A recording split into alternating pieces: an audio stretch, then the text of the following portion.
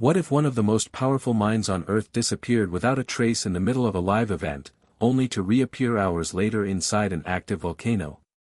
That's exactly what happened on a warm spring afternoon in Rome. The press conference at the Palazzo dei Congressi was meant to be yet another highlight for Elon Musk, who had flown to Italy to unveil a bold new initiative, a transcontinental hyperloop system connecting European capitals in record time. Reporters gathered in droves, influencers live-streamed from the front rows, and thousands tuned in to hear Musk's vision. He stood confidently at the podium, his voice calm, eyes scanning the crowd. "Technology must serve our survival," he said, just before pausing to drink from a bottle of water. That's when it happened. Musk glanced to his left, stepped away from the podium as if responding to someone off camera, and vanished. Not walked away. Vanished. Security footage showed him stepping toward a door that no one recalled being there before. In the blink of an eye, he was gone. The room erupted into confusion. Some believed it was a PR stunt. Others screamed, believing they'd witnessed a kidnapping. Emergency services were called, and within the hour, Interpol was alerted. Hit subscribe and leave a comment with where you're watching from. This story might just spark a new beginning. What's one thing that always pushes you forward, even when things get tough? The footage replayed in a loop on every news network worldwide. CNN cut into regular programming. BBC speculated it was a security failure. Twitter exploded. #WhereIsElon trended globally. Tesla's stock wavered. SpaceX remained silent. Neuralink posted a cryptic message: "The journey inward is just as vast as the one to Mars." That night, Grimes took to social media. Her video was raw and unfiltered, recorded from her phone. "Elon wouldn't just disappear," she said, her voice shaky. "He's too obsessed with being 10 steps ahead. If he's gone, it's because he wanted to be found somewhere else.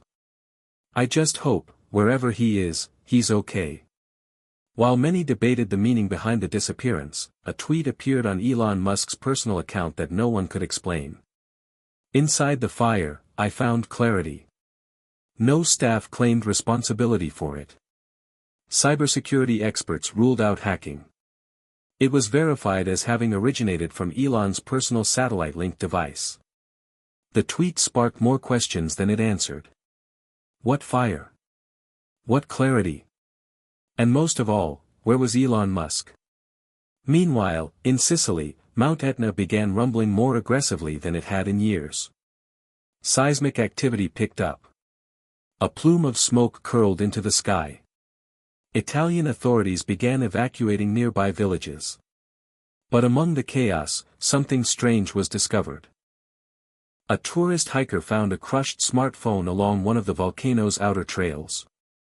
It was partially melted, yet a tech analyst from Milan confirmed it as one of Musk's prototype models for encrypted Starlink communication. The signal pinged from deep within the mountain, where no one should have been.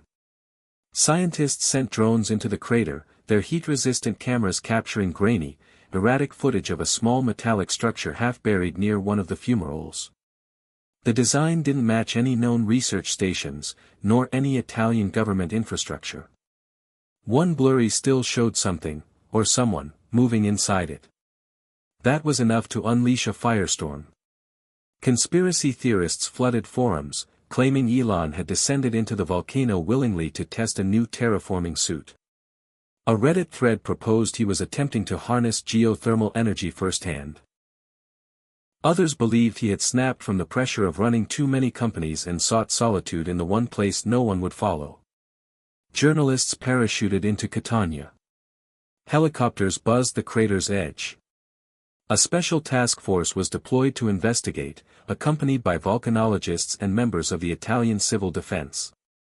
Then, as mysteriously as he had disappeared, Elon Musk was found.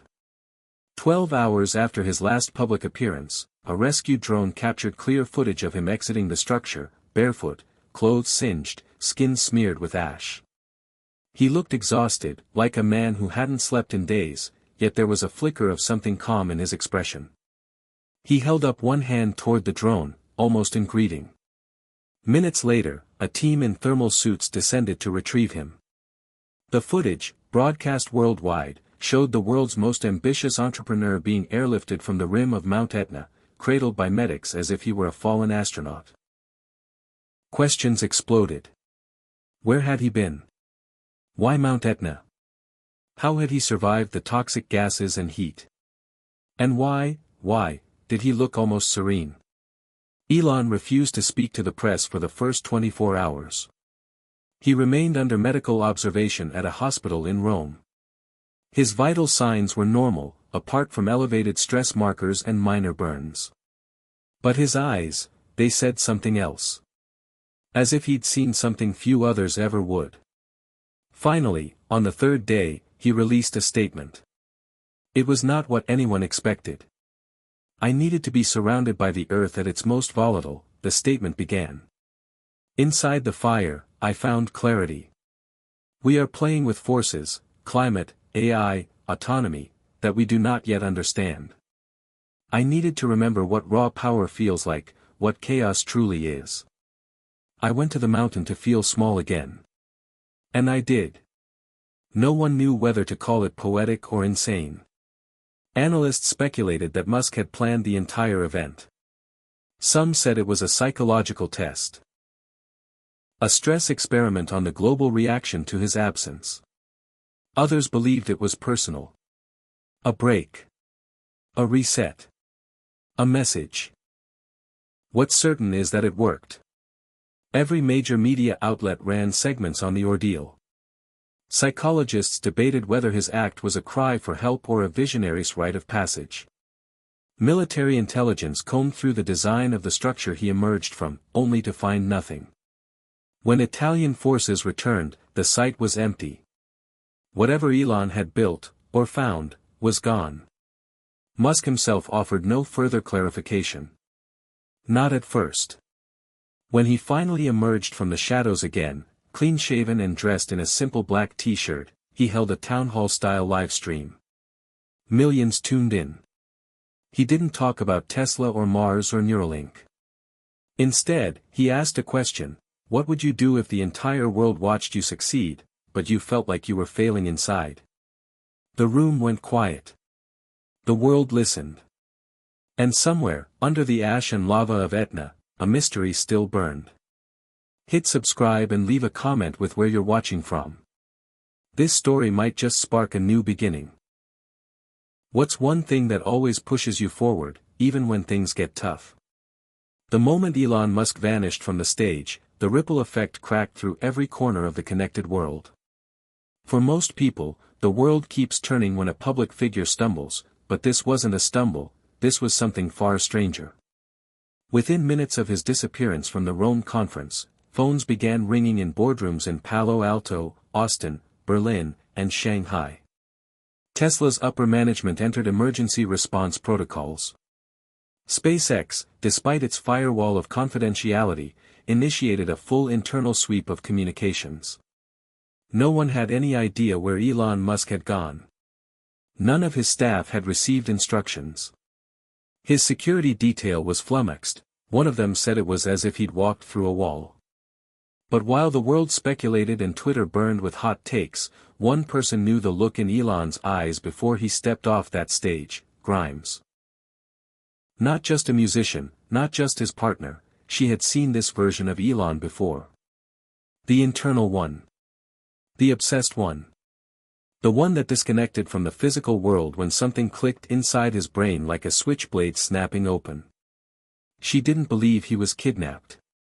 She didn't believe he was dead. She believed he had chosen to disappear. Grimes made the call to Elon's mother, May, within the hour.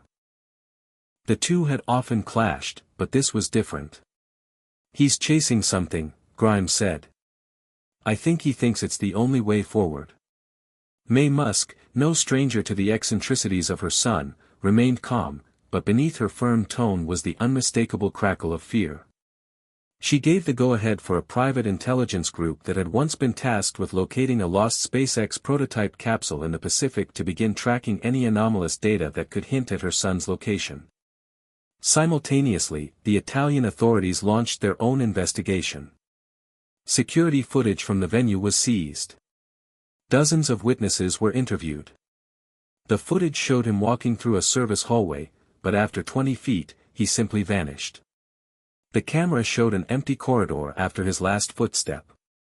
No trap doors. No passageways. It was as if the world had folded in around him. Online, theories mutated by the hour. Reddit threads bloomed like viruses. Musk faked his disappearance to stage a marketing stunt. No, he was abducted by a black-budget government agency. No, he had launched himself into near-Earth orbit using a prototype suit he'd been secretly developing with SpaceX engineers.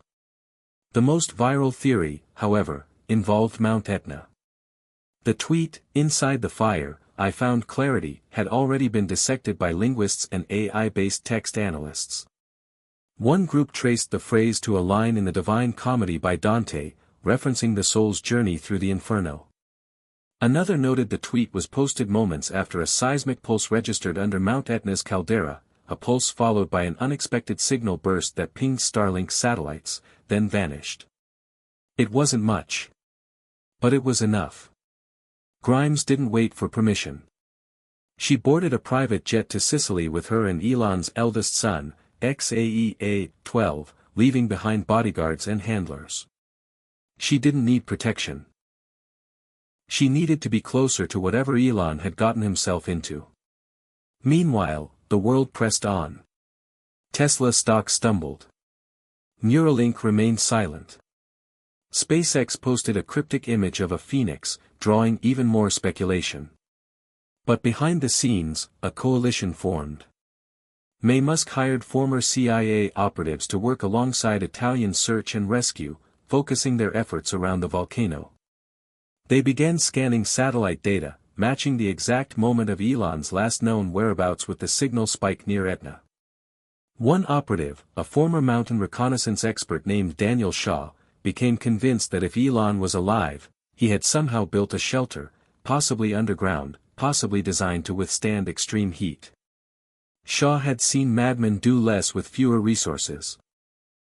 They combed the area for heat signatures, anomalies, even slight elevation changes that didn't match Etna's topography from the last geological survey.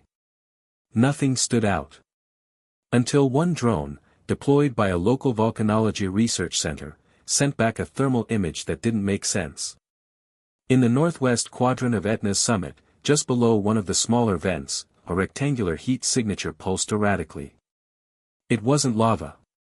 It wasn't a rock formation. It had angles. The signature was metallic. Shaw redirected his team. It wasn't safe. The volcano had grown more active since the last eruption.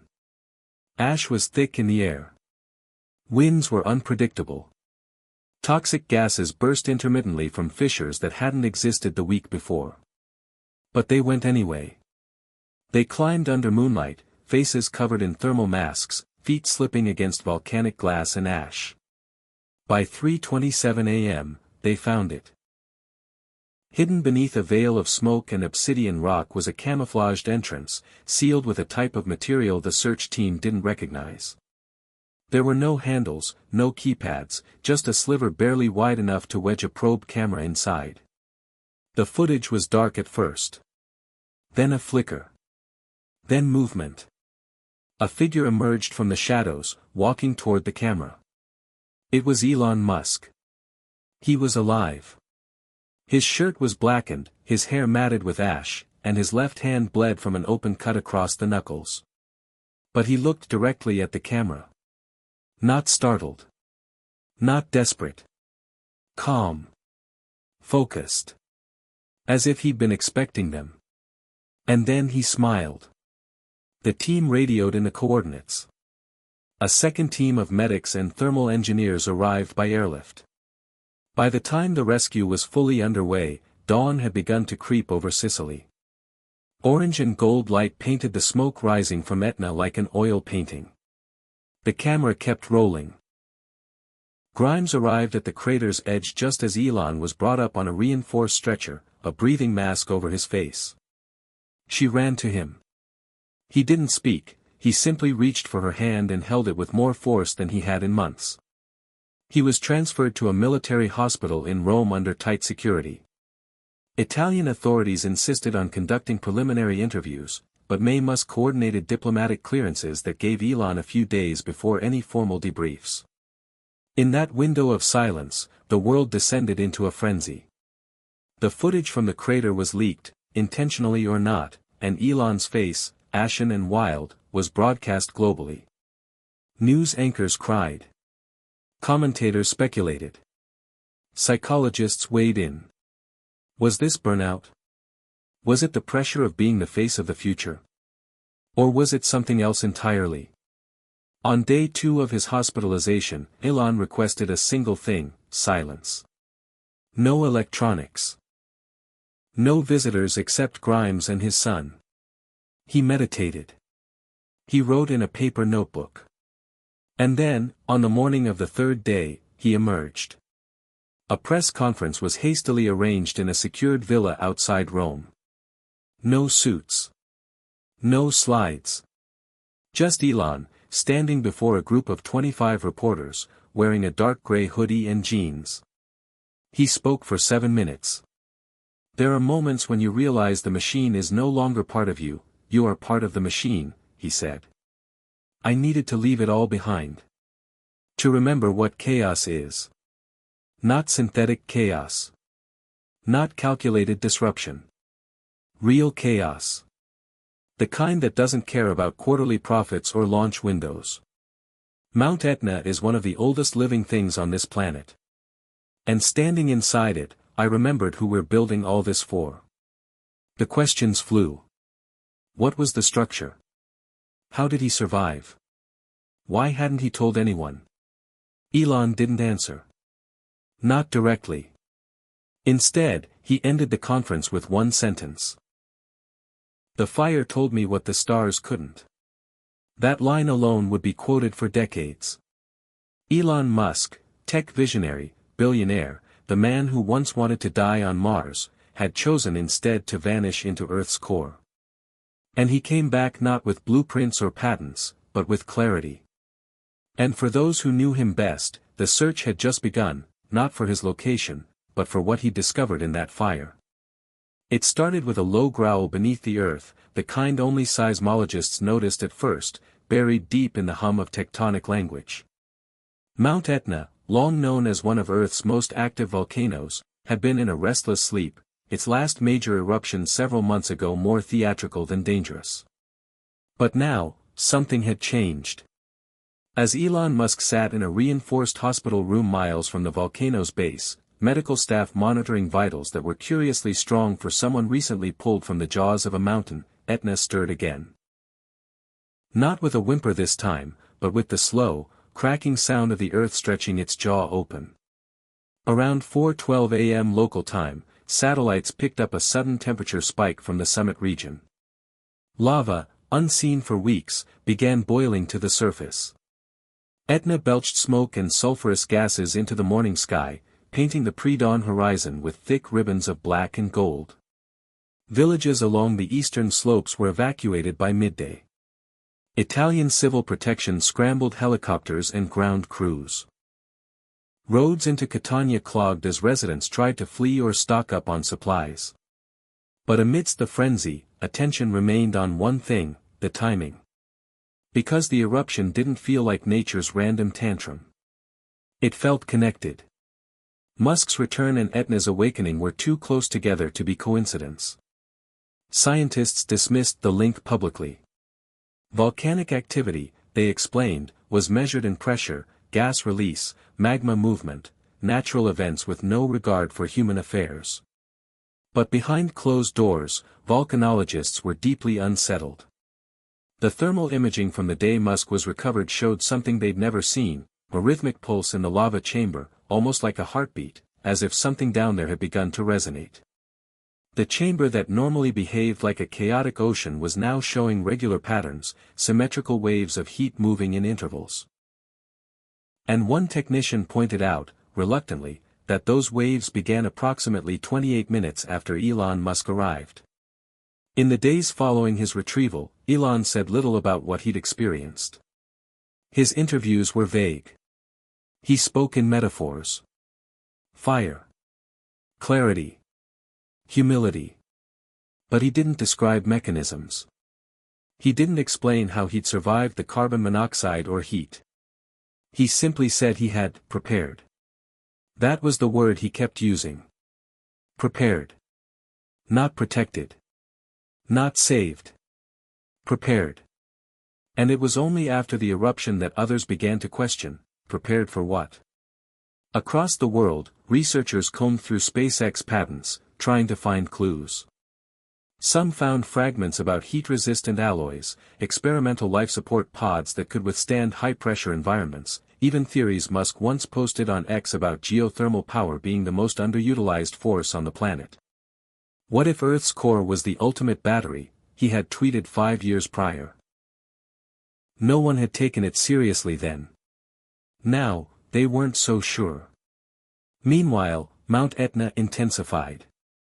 Lava poured from 2 new fissures. A third vent opened near the northeastern crater. The ground shook for miles. Air traffic was grounded across eastern Sicily. The international community offered aid. NASA offered satellite data. The Vatican issued a statement of prayer.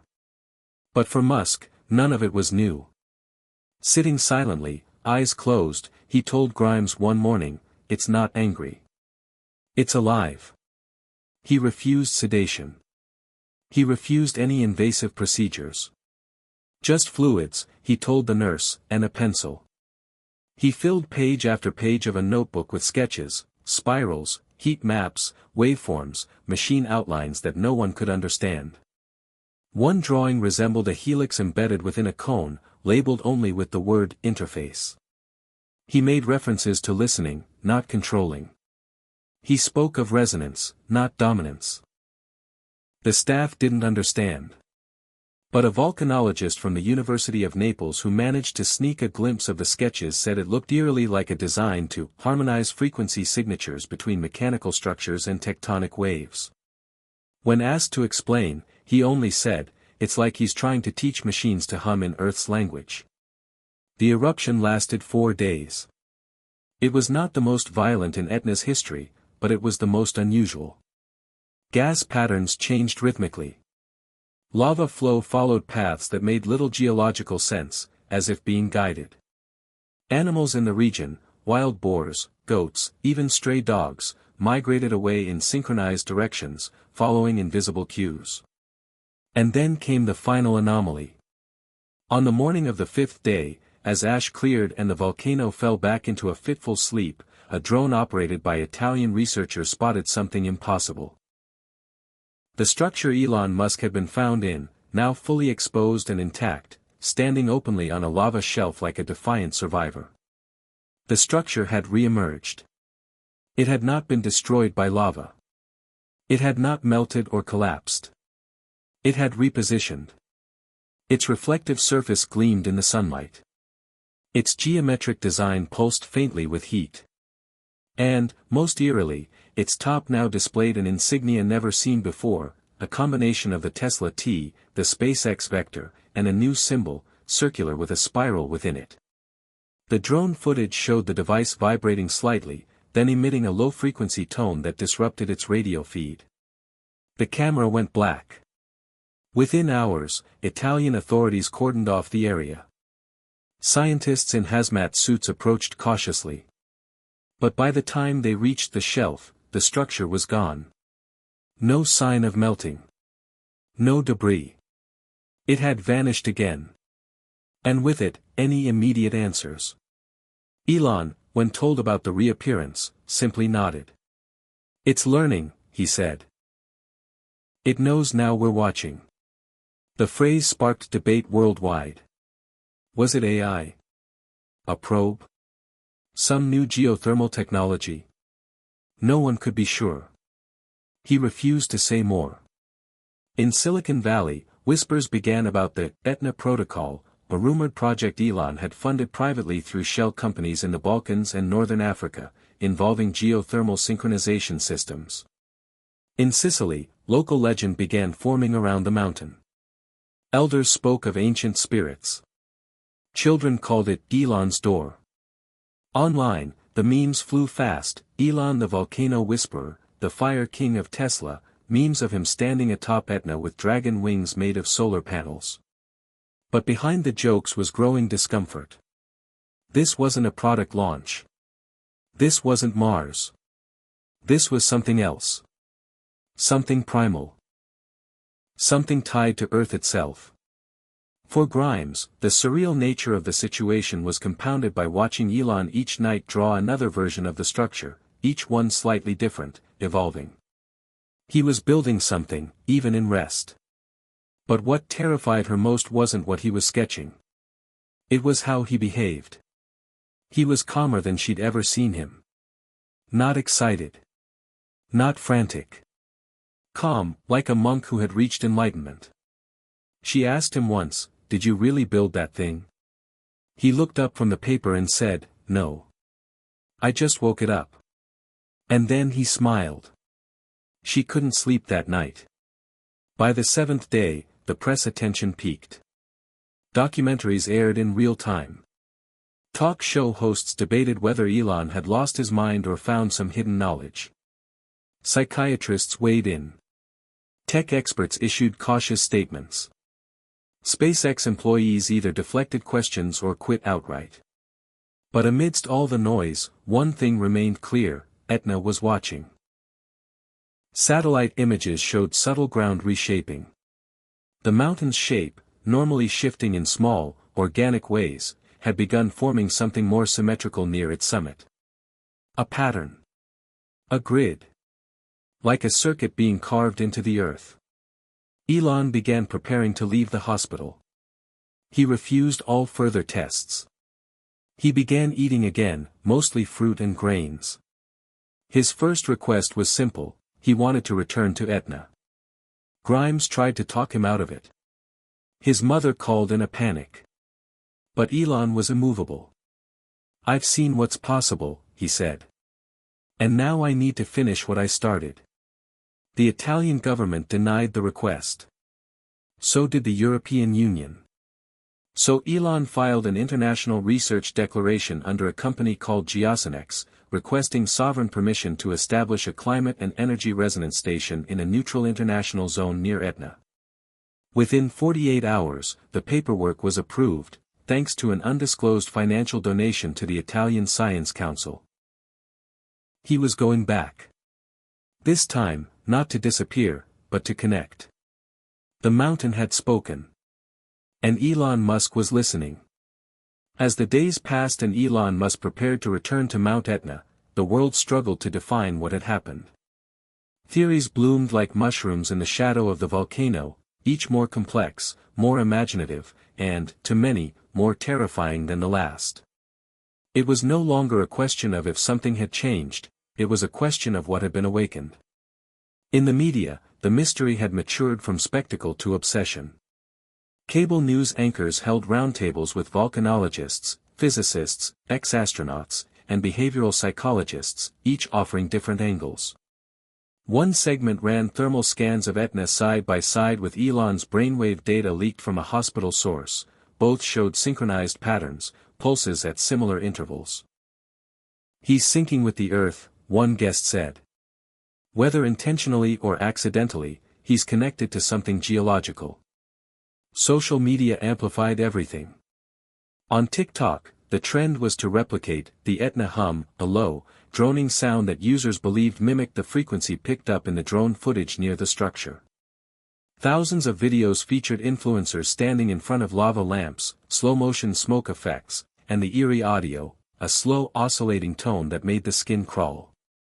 On Reddit, the popular r/whereiselon subreddit transformed into a digital labyrinth of speculation. Users posted frame-by-frame breakdowns of Elon's public appearances, looking for changes in his gait, his eye movements, his speech patterns. "He blinks less now," one thread read. "Less like he's tired, more like he doesn't need to anymore." Others were convinced he was preparing humanity for disclosure, not of aliens, but of Earth's own ancient intelligence. One theory, later picked up by independent media, suggested that Mount Etna was one of several geological antennas built not by humans, but by a primordial intelligence buried deep within the planet's crust. Tectonic cognition, they called it, the idea that the Earth itself housed consciousness in the form of magnetic, seismic, or geothermal patterns, and Elon had found a way to interact with it. The scientific community mostly scoffed, but privately, some admitted the anomaly at Etna defied conventional explanation. The heat signature of the structure, recorded on 5 separate days, did not match any known metal or composite material. It absorbed and emitted energy in a way that made it nearly invisible to infrared sensors unless they were tuned to a very specific frequency, one that had not been used in geological scanning until Elon's incident. At MIT, a graduate student in materials engineering noticed something strange. The frequency used to detect the structure matched one Elon had posted about on X 6 months earlier in a thread about resonant harmonic containment. No one had understood what it meant at the time. Now, it looked prophetic. Other tech moguls weighed in. Jeff Bezos tweeted a short, cryptic message, "Sometimes, the signal comes from within." Mark Zuckerberg made no public comment but was seen visiting a deep research division at Meta focused on electromagnetic interaction. Rumors swirled that rival billionaires were trying to decode whatever it was Elon had found, or triggered. Meanwhile, Elon said little. He focused on logistical preparation for his return to Etna. He met with Italian engineers, volcanologists, and private security firms. He purchased a wide radius of uninhabited land near the eastern slopes of the volcano under a shell corporation called Vulcan Earth Systems. He applied for environmental testing licenses through the European Energy Commission, all framed under the umbrella of renewable energy. But no one believed that was the real purpose. Not even those issuing the permits. Behind the public-facing plans was something else. Something experimental. Elon began assembling a team, not of Tesla engineers or SpaceX veterans, but a strange blend of geophysicists, sound engineers, former CERN researchers, and one controversial quantum physicist who had been dismissed from her university for suggesting that consciousness might be linked to magnetic fields. When asked by a journalist what the project was called, Elon replied simply, "It doesn't have a name." "You don't name the Earth." Grimes, still by his side, grew increasingly uneasy. She documented some of her experiences through encrypted audio posts, diary-style recordings of Elon's behavior. "He doesn't sleep." "Not really. He just lies there, eyes open, drawing on the ceiling with his finger, like he's tracing something only he can see. He says the mountain is teaching him." In one recording, she whispered. "He said it wants to share power with us. Not in the political sense. Actual power. Energy. But only if we understand the pattern." The pattern. That was the other mystery. Since the first eruption, Etna had formed a series of lava flows that, when viewed from above, resembled geometric shapes. Not random. Not organic. Shapes. Squares, lines, spirals, intersecting angles that matched no natural lava behavior. A team of drone photographers published a composite image showing the formations. A former cryptographer from the NSA reviewed the image and claimed it looked like a rudimentary circuit diagram. "It's as if something inside the Earth is building," he said. "Not a machine, an interface." The Vatican released a subtle but pointed statement: "The mysteries of the Earth remain sacred, and not all knowledge is ours to seek." Some interpreted it as a warning. Others saw it as an invitation to theological debate. Did Elon find God inside the volcano? Had he unlocked some prehuman intelligence? Or was this all a descent into madness dressed as genius? On the 10th day after the eruption, Elon appeared publicly again, this time via live stream from a temporary base camp near the volcano. He stood before a rough metal table with several unmarked devices behind him. His message was short. "We are about to begin calibration. If what I think is true, this may be the most important experiment in human history. And it will involve no computers, no screens, no networks. Just harmony. He ended the stream with a tone, low, almost imperceptible to some speakers, held for 12 seconds. Spectrogram analysis of the tone revealed layered frequencies stacked in intervals consistent with Earth's natural electromagnetic resonance. Scientists called it the Schumann resonance, a kind of planetary heartbeat. Elon had turned it into a song. That same day, all seismic activity around Etna ceased. For the first time in recorded history, the volcano went completely still. No tremors. No gas. No microquakes. Nothing. The Earth was listening. In the U.S., the Department of Energy formed a silent task force, requesting updates on all geothermal labs and field research projects. A memo leaked, stating, "Possible energy event in Sicily has implications for planetary-scale physics." China sent a delegation to Sicily under the guise of diplomatic interest in European energy collaboration. Intelligence analysts suspected they were trying to extract any data from Elon's team. They left empty-handed. Even the UN held a closed-door meeting labeled Non-Nuclear Planetary Energy Phenomena, its contents classified. But in the open air near Etna, Elon kept building. He referred to the project not as a reactor or an experiment, but as a tuning fork. Something that would, in his words, vibrate in sympathy with the Earth's own frequency, to open what's already there. When asked by an Italian reporter what he expected to happen when it was finished, he gave only this: a handshake. Between us and the planet. Between machine and magma. A kind of treaty. It sounded insane. It sounded brilliant. And above all, it sounded inevitable. Across the world, people waited. Not for a launch. Not for a reveal. But for something older. Deeper.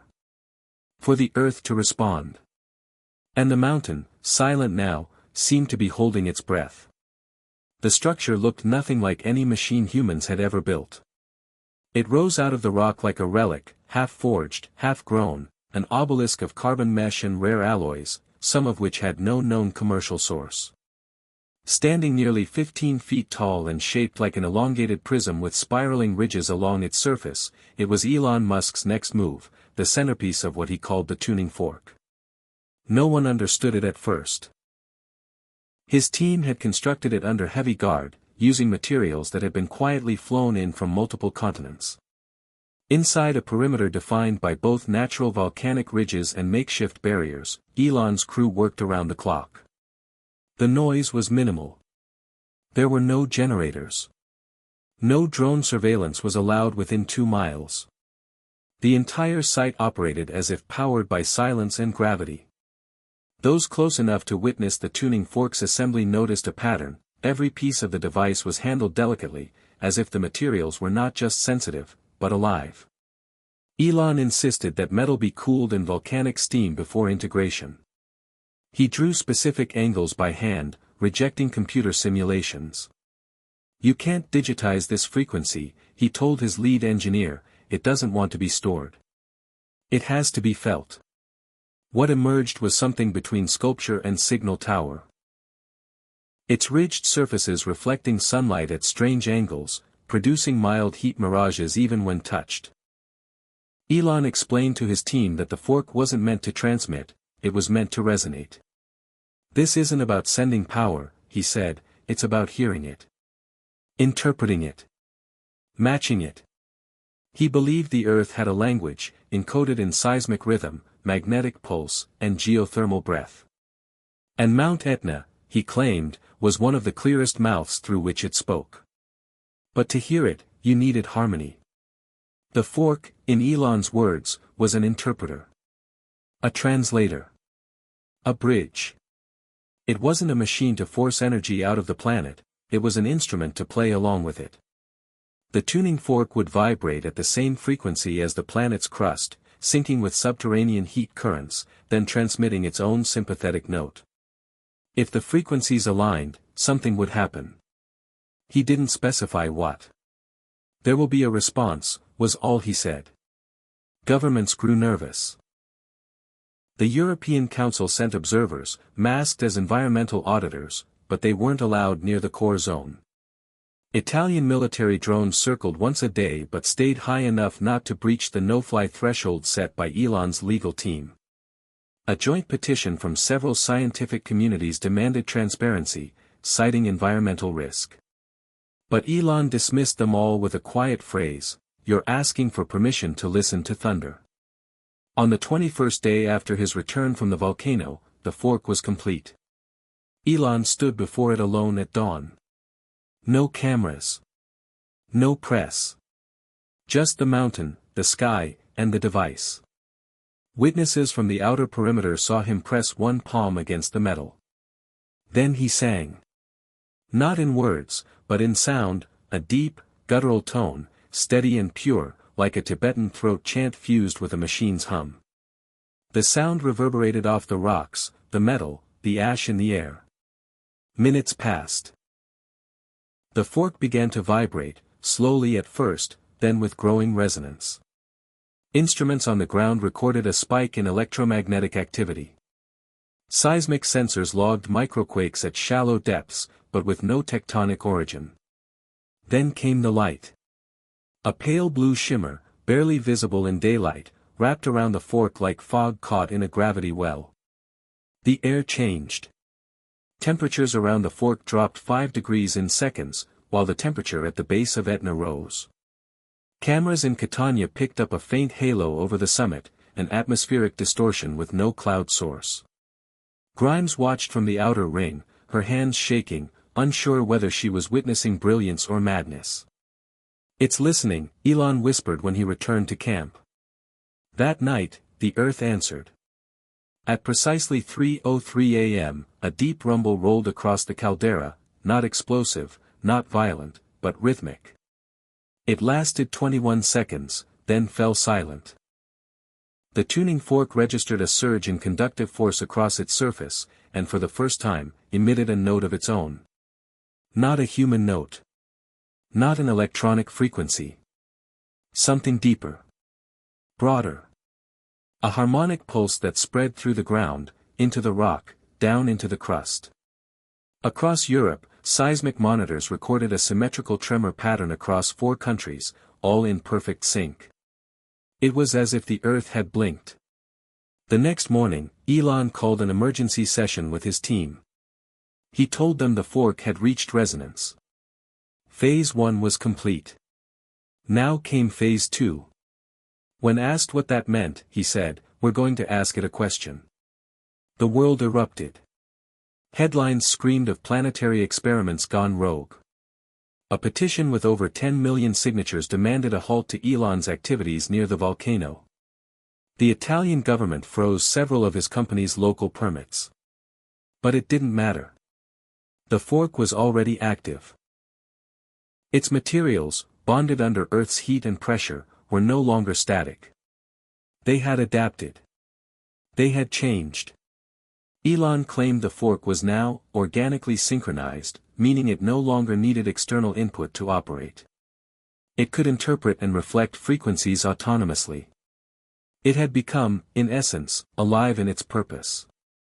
With the fork stabilized, Elon instructed his team to begin layering the interface, an array of conductive plates around the perimeter, each one tuned to specific harmonic fields. When completed, the configuration resembled a compass rose, with the fork at its center. Each plate hummed faintly at different times, as if receiving signals from somewhere below. That's when the dreams began. Workers at the site reported vivid, unexplainable dreams, visions of shapes, spirals, ancient structures buried in molten stone, voices speaking in pulses rather than language. One engineer described a vision of standing inside the Earth's mantle, watching rivers of molten thought flow around her. Another dreamed of Etna erupting not with fire, but with light, pouring information instead of ash. Elon kept a record of each report. He took it seriously. "It's speaking in metaphor," he told Grimes. "That's how old languages work. Before words, there was rhythm. Before speech, there was pressure. And pressure leaves memory. The Vatican requested an audience. Elon declined. He said the answers wouldn't come from doctrine. They would come from the Earth's breath. NASA offered collaboration. He declined again. This isn't a space race, he said. It's a homecoming. Meanwhile, independent researchers released data showing magnetic anomalies extending hundreds of miles from Etna's core. Birds migrated off pattern. Deep-sea currents near Sicily shifted by 1.2 degrees. The sky near the volcano carried a charge that made hair rise on arms and static cling to metal. Everything was changing. And yet, Elon remained calm. Centered. Like he had known all along.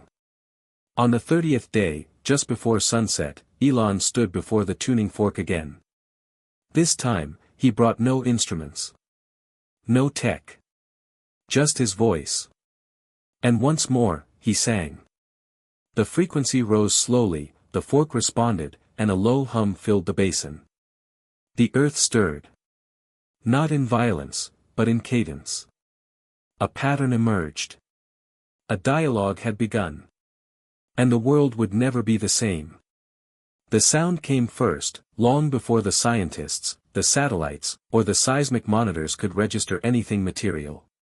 It was faint, almost imperceptible, like a breeze whispering through a keyhole in the dark. But it wasn't wind. It was a pattern. A murmur. A voice, not speaking in language, but in weight and wavelength, as though the earth itself was responding with a throat made of stone and heat. Elon Musk stood at the center of the tuning array, eyes closed, hands at his sides, letting the vibration move through him.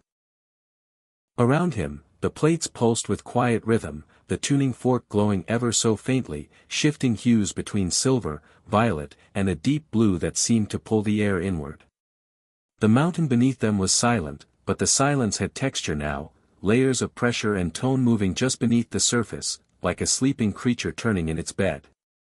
Elon had been preparing for this moment. He believed the Earth wasn't just a rock orbiting a star, but a system capable of memory.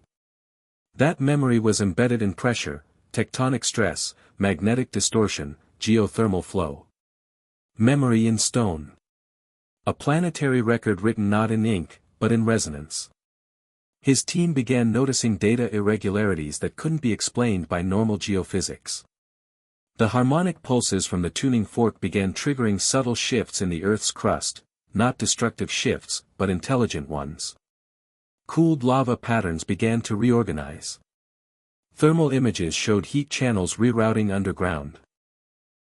More astonishingly, echo-sounding techniques picked up complex symmetrical shapes forming beneath the surface at depths where no natural structure should exist. It's responding with design, Elon told his team. It's not just listening, it's replying. He was convinced that the harmonic signals were tapping into an ancient, distributed intelligence embedded in the Earth's geology. The hypothesis was radical, fringe even among fringe thinkers, but Elon didn't care. He had moved beyond consensus. For him, this wasn't a question of whether the Earth was intelligent, it was a question of whether we were finally quiet enough to hear it. The responses became more elaborate. After each tuning session, the team recorded low-frequency echoes that did not match any previous seismic activity. These echoes contained internal structure, fractal-like intervals that repeated on multiple scales. Elon compared them to whale song or deep space radio anomalies. The sounds were rhythmic, intentional, and self-similar. They weren't noise. They were code. Grimes, who had taken to documenting the project through a private sound journal, captured several hours of these echoes and began overlaying them with synthesized tones.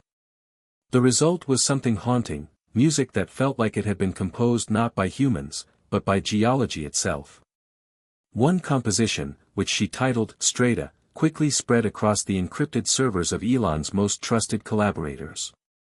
It was eerie, mesmerizing. Like standing inside a cathedral carved from pressure and time. One researcher compared it to listening to a planet breathe in sleep. But the tones weren't just abstract.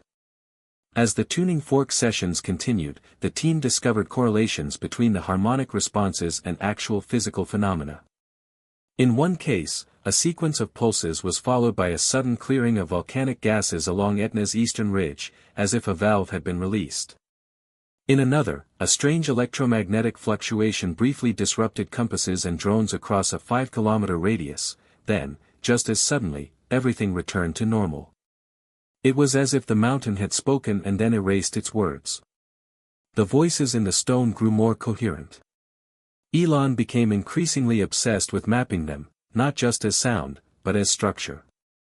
He began drafting schematics late into the night, connecting tonal frequencies with subterranean pathways. He believed the echoes were pointing him somewhere. Not metaphorically, literally. A direction, a depth, a chamber. The hypothesis crystallized: there was something inside Mount Etna, some ancient construct, not built in the traditional sense but grown by time and stress. A resonant structure buried in the Earth's memory, reachable only through harmonic convergence. Elon called it the chamber. He didn't tell the media. He didn't even tell most of his team. But to a select few, he confessed, the voices were leading him to a gateway. Grimes begged him to slow down. Others on the team began expressing concern. There were dreams again, this time more vivid. Workers reported nightmares of drowning in stone, of hands reaching out of magma, of machines made of lava whispering thoughts in frequencies that made blood ring.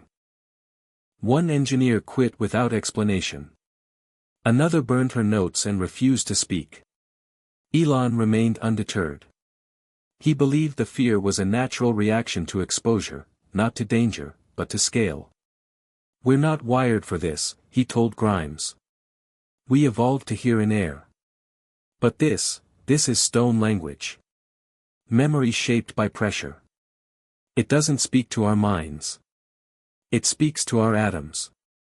On the 40th day after his return, Elon initiated what he called the descent protocol.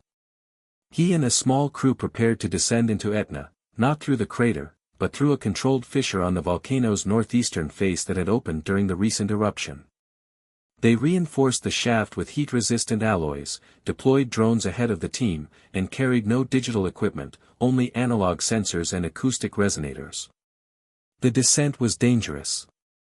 Toxic gases, intense heat pockets, unstable rock. But Elon believed the tuning fork had stabilized the path. "It's clearing a corridor," he said. "It wants to be found." Hours into the descent, the team reported finding signs of unnatural symmetry, curves too perfect, walls too smooth. One chamber echoed sound back in complex harmonics, suggesting deliberate acoustic engineering.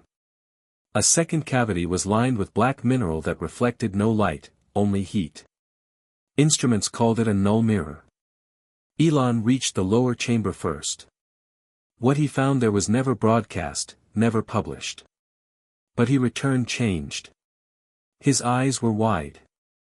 Not fearful. Not triumphant. Awed. Reverent. He said only, "It's older than language. And it remembers everything." Since that moment, Elon no longer needed the fork to initiate resonance. He could hum a tone, and the mountain would respond. He had synchronized. The voices in the stone now followed him, not out of control, but communion. He was not commanding the earth, he was harmonizing with it. Back on the surface, the changes became undeniable. The air around Etna shimmered with a charge that ionized fog into fractal patterns. Drones failed to operate within a 1-mile radius. Trees along the lower slopes began to grow in spirals. Animal migration shifted, avoiding the mountain entirely. And then, the most impossible thing of all, Etna began to cool. Satellite data showed a steady temperature decline in the magma chambers. Seismic activity dropped to near zero.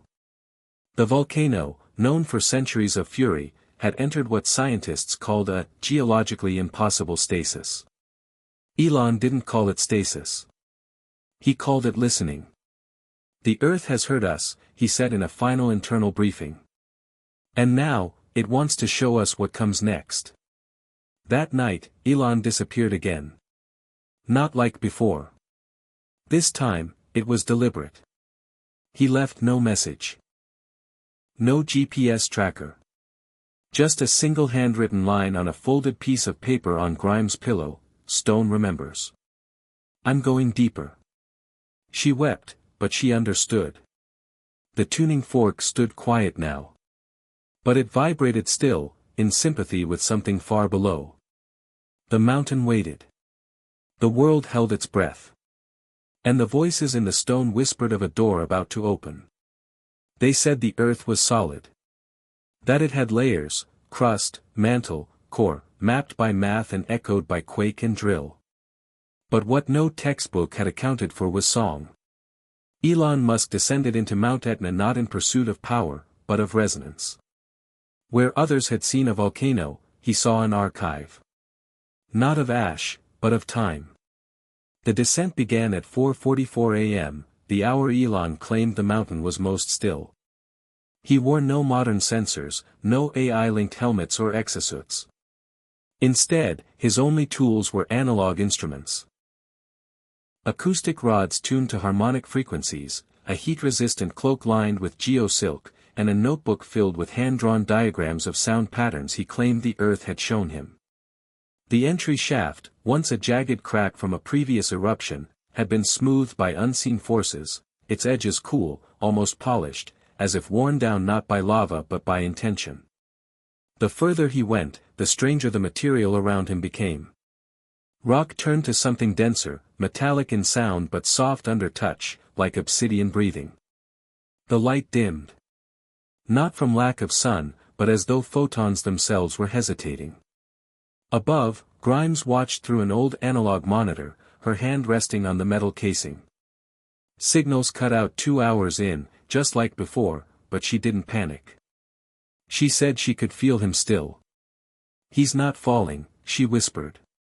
He's being welcomed. The team above worked in silence.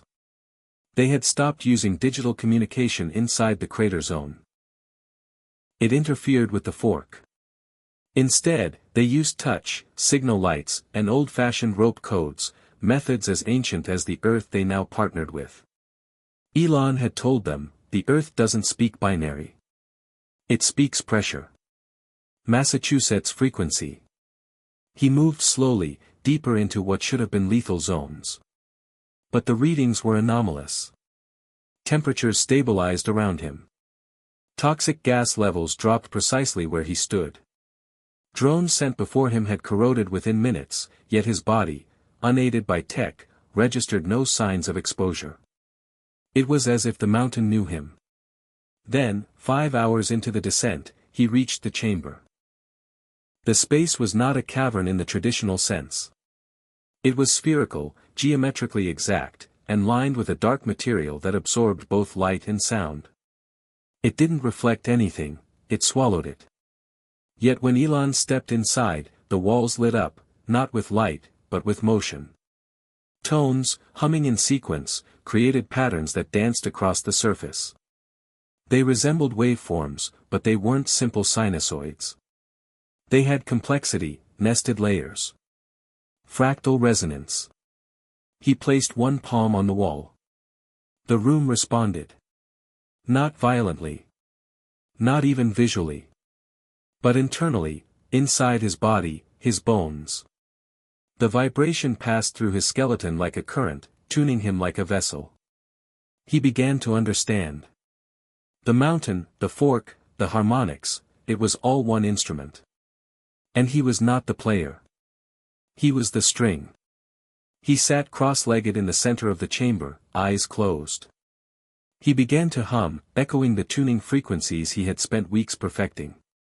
The chamber answered. Not with words, but with pressure. Memories unfolded, not his own, but Earth's.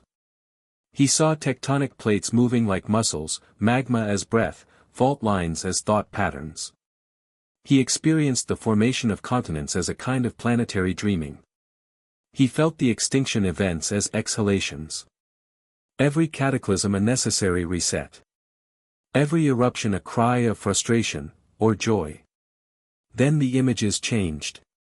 He saw something older than humanity, older even than life, a network of harmonics pulsing through the mantle, connecting key nodes around the globe.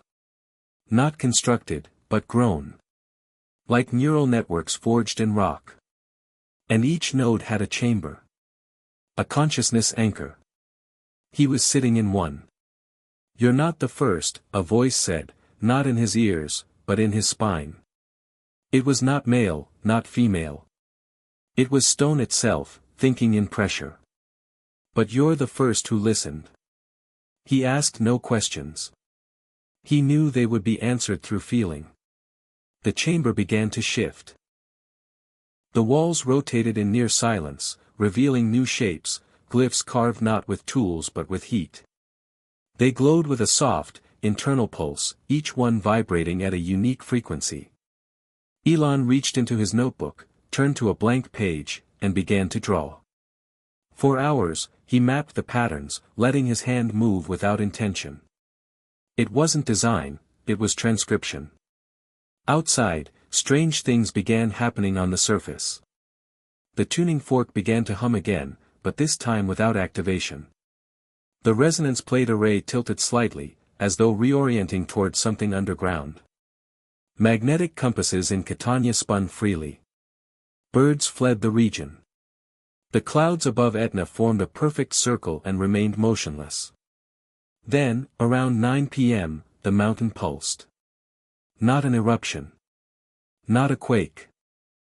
A single pulse of seismic rhythm, perfectly symmetrical, with a waveform identical to the one Elon had first emitted through the fork. The earth had answered in kind. And then, silence. Absolute. The kind of silence that makes your ears ache. The team above waited. Grimes waited. The world, watching from afar, speculated wildly. Had he died? Had he been swallowed by the earth? Was this the start of something divine, or catastrophic? At dawn the next day, Elon emerged.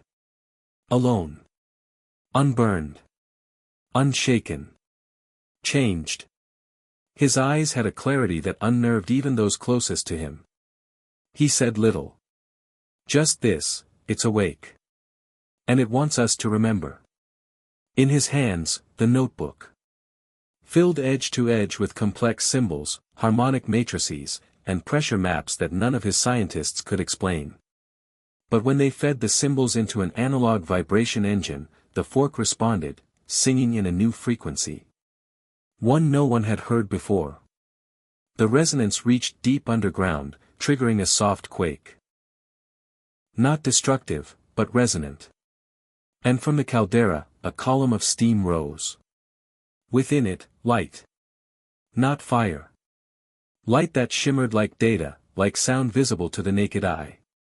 It spread upward, forming a dome over the mountain. A geoluminescent aura. Elon called it the threshold. It's not just a volcano, he said. It's a transmitter. A memory node. And it's unlocked.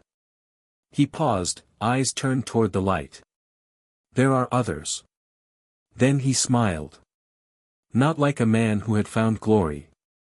But like a man who had finally heard a song he'd been humming his whole life. Not a descent, after all. A return. They called it the threshold because no one could explain what it really was. It hovered above Mount Etna, shimmering softly like a soap bubble caught in still air, vast and translucent yet clearly tangible. Scientists who gathered around the caldera in the following days tried everything, spectroscopy, LiDAR, long-range EM scans, but none of the readings made sense. The dome pulsed with energy but produced no heat. It emitted light, yet cast no shadows. It bent sound, causing voices to echo oddly, like being underwater. And inside it, Elon Musk stood unmoving for 6 hours, arms folded across his chest, eyes closed, as if listening to something no one else could hear. Around the world, footage of the threshold dominated every screen. Networks broadcast live 24/7, desperate for any detail. Commentators speculated wildly, was it a wormhole? A containment field? A projection? A summoning? The Vatican remained silent. NASA issued a statement, "We have no current explanation." China's Academy of Sciences offered a single sentence, "The Earth is revealing previously unknown capabilities." In private, however, governments panicked. Satellites over Etna experienced signal dropout. The International Geomagnetic Observatory reported a spontaneous alignment of the Earth's magnetic field directly over the volcano. Even birds avoided the area now, migratory routes shifted hundreds of miles away, while animals in Sicily moved in patterns that biologists said resembled avoidance behavior, as if an instinct older than evolution itself had reawakened. But Elon, emerging at last from the dome's epicenter, looked peaceful. Not tired. Not shaken. His team surrounded him, bombarding him with questions, data, warnings, but he raised one hand gently and said, "It's not dangerous. It's protective. The threshold is a membrane. A listening layer. The Earth is teaching us how to hear it without breaking it." He then walked to the base of the tuning fork and whispered a tone, not sang, not hummed, whispered. The fork responded instantly, vibrating softly with a note none of them had heard before. A low harmonic tremble that felt more like a feeling than a sound, like nostalgia vibrating through bone. The threshold shimmered brighter, then began to rotate, imperceptibly at first, then clearly, a slow gyroscopic motion that adjusted with the fork's frequency. "It's aligning," Elon said. "Like a lens. Like it's pointing at something." That night, while Elon slept for the first time in 3 days, his team ran simulations on the dome's movement and noticed a curious pattern: every axis shift aligned with a constellation. Not randomly, but sequentially. First Orion, then Lyra, then Cetus. One astronomer recognized the sequence, not star positions, but mythological order. The constellations the ancients had associated with origin, chaos, and rebirth. Elon didn't seem surprised. "It remembers what we used to believe," he said. "It's not just resonating with the Earth. It's resonating with our history. It's reactivating the narrative buried in stone." When asked what he meant, he drew a simple shape in the dirt with his finger, a spiral. "Memory isn't linear. Neither is consciousness. We don't dig down to uncover the past. We rotate through it." The threshold, he now believed, was more than an atmospheric anomaly. It was an interface, a membrane of vibration that allowed certain frequencies, emotional, geological, maybe even mythological, to pass through. And now it had stabilized. The Earth, for the first time in recorded human history, was listening with full awareness. But listening to what? Elon's answer was unsettling in its simplicity: us. Over the next several days, phenomena accelerated. People all over the world began reporting vivid dreams, spirals in black stone, voices beneath oceans, cities carved into canyon walls where none existed. Children in Iceland began drawing symbols identical to those Elon had found inside the chamber. Shamans in the Amazon described ancestral spirits warning them that the sleeping eye has turned. Even those with no knowledge of the Etna event reported waking up with a sense of urgency, of something shifting below the surface of the ordinary. Elon said the resonance was expanding. The fork was just the primer, he explained. Now the Earth is broadcasting. Through magma, through fault lines, through emotion. It's using us to feel itself. He spoke of empathy between biosphere and geology, of collective memory rising like heat from stone. His critics called it spiritual delusion. But their instruments couldn't explain what was happening. Tremors across major ley lines that caused no damage, only deep sonic patterns that triggered EEG spikes in sensitive individuals. Certain regions became hot, not in temperature, but in effect.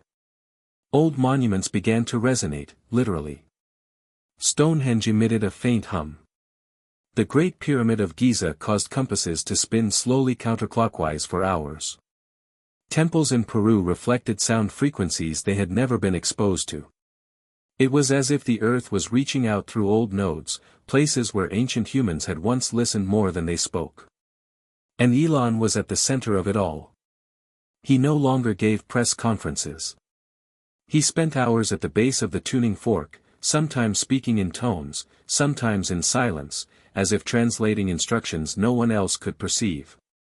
Grimes watched from a distance, recording her private thoughts in the sound journal. "He's lighter now," she said into the mic, "not like he's lost weight. Like gravity listens to him differently." Elon eventually announced a global initiative, the Harmonic Cartography Project. Using the patterns from Etna, his team began mapping resonant zones across the planet.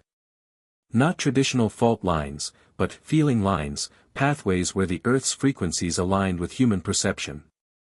He claimed these zones were the key to understanding the threshold fully. "They're not just points," he said. "They're memories. Access gates. Etna was one. There are more." He began planning expeditions, to Antarctica, to the Tibetan Plateau, to the Mariana Trench. Each location had a harmonic match in the Etna data. The threshold, meanwhile, remained over the volcano, but its rotation had slowed to near stillness, as if it had locked into place. The colors within it shifted slowly through the visible spectrum, reflecting moods more than light. On one occasion, when Elon laughed during a meeting, the dome shimmered gold for a moment. Later, when he cried quietly over a dream he would not describe, the dome turned deep indigo. And always, always, the hum continued. Not loud. Not threatening. Just present. Like a breath beneath all things. Still, not everyone was convinced. Protesters gathered in Catania, claiming Elon had awakened something that was meant to stay buried. One activist shouted on live TV, "This is not harmony, it's infection. You're sinking us to something we don't understand." Elon didn't respond. But later that night, the threshold pulsed once, a single slow wave of vibration that silenced birds, shook cameras, and triggered microdreams across Sicily. The next morning, the protesters were gone. They had packed their signs and left quietly. No explanation. No statement. Just silence. The phenomenon was spreading, and no one could stop it. Not with logic. Not with law. It wasn't a contagion. It was a recalibration. And Elon stood at its fulcrum. When asked what would happen next, he answered with a single phrase, "The Earth is remembering its voice. And we are its echo." At the base of the mountain, a small flower bloomed from cooled lava, impossibly vibrant. Scientists tested the soil. Nothing should have been able to grow there. But it had. Elon looked at it and said, "That's how it begins. Not with thunder. With resonance." The threshold, now fully visible from space, pulsed once more. Elon Musk's vision expanded beyond the glowing dome of Mount Etna, beyond the shimmering threshold that had stunned the world.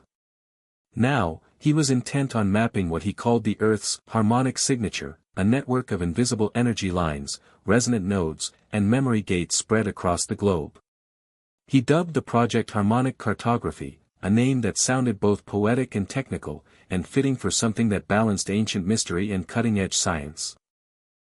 The first step was gathering data from the threshold itself, which still hung like a spectral veil over Etna's summit. Elon's team deployed dozens of analog instruments, resonance plates, tuned forks, and acoustic rods, designed not to measure heat or vibration in traditional ways, but to capture subtle frequencies that digital sensors ignored or distorted. The results were baffling. The Earth wasn't just vibrating with tectonic energy. It was singing. Each node resonated with a distinct note, a complex layering of harmonics that seemed to encode stories, geological, emotional, historical, that stretched back millions of years. Elon insisted these were not random signals but a language. A deep communication system embedded in the planet's very fabric. "It's as if the Earth remembers," he said, voice low and reverent, "and wants to share." The scientific community was polarized. Traditional geologists dismissed it as interference or coincidental patterns. Physicists tried to reduce the signals to noise. But a new generation of geosemioticians, scientists who studied geological signs as language, emerged, inspired by Elon's work. They hypothesized that the planet's crust functioned like a gigantic neural net, where fault lines and volcanic chambers were synapses and memory nodes. With this framework, harmonic cartography aimed to chart not only geological features but emotional and cognitive overlays linked to humanity's collective unconscious. Field expeditions quickly followed. The first site was the San Andreas Fault in California, selected for its known tectonic activity and historical data. Here, Elon's team set up arrays of tuning forks and acoustic sensors along a 50-mile stretch. Instead of just measuring seismic shifts, they recorded long-wave harmonics, deep bass tones that seemed to ebb and flow unpredictably. Locals reported strange sensations. Some claimed a pressure in their chest, others heard whispers when the wind shifted just right. This was not mere folklore. The instruments captured subtle rhythmic patterns that changed daily, correlating oddly with human emotional spikes measured by regional health data. Elon argued that the Earth and humans were in a feedback loop, each influencing the other.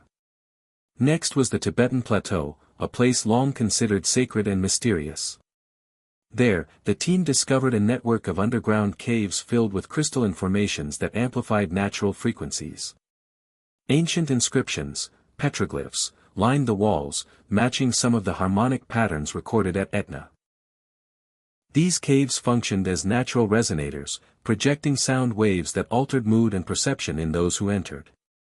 Elon suggested these sites had been used for millennia as harmonic sanctuaries, where ancient humans tuned themselves to the planet's frequencies. Then came the Mariana Trench, the deepest point on Earth. Despite the logistical challenges, Elon's team deployed specialized underwater resonance plates on the seabed.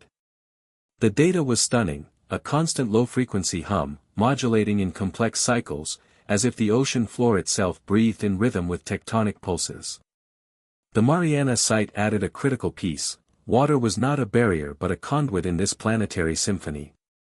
The oceans carried and transformed the Earth's harmonic signals, connecting distant nodes like Etna and San Andreas in an invisible network. Elon was convinced the Earth's memory and consciousness weren't localized phenomena but distributed systems, an organic internet older than humanity. As harmonic cartography progressed, patterns began to emerge. Certain locations, often sites of ancient human settlements, monuments, or sacred places, showed strong resonance peaks. These places were not chosen randomly by ancient cultures, Elon argued, but because they were natural harmonic nodes where the Earth's frequencies could be accessed and amplified. Stonehenge, the pyramids of Giza, Machu Picchu, and even the Moai statues on Easter Island all exhibited unique vibrational signatures that aligned with the harmonic maps from Etna. This raised profound questions about the relationship between early humans and the planet. Had ancient civilizations understood and used this harmonic language? Were there myths and rituals ways of tuning into Earth's memory? Elon's theories, while controversial, inspired collaborations with archaeologists and anthropologists, leading to a multidisciplinary search for harmonic artifacts. Objects and sites that resonated with the planet's vibrational grid. Critics scoffed, but for Elon and his supporters, these discoveries were signs that science and spirituality might finally converge. Meanwhile, public interest soared.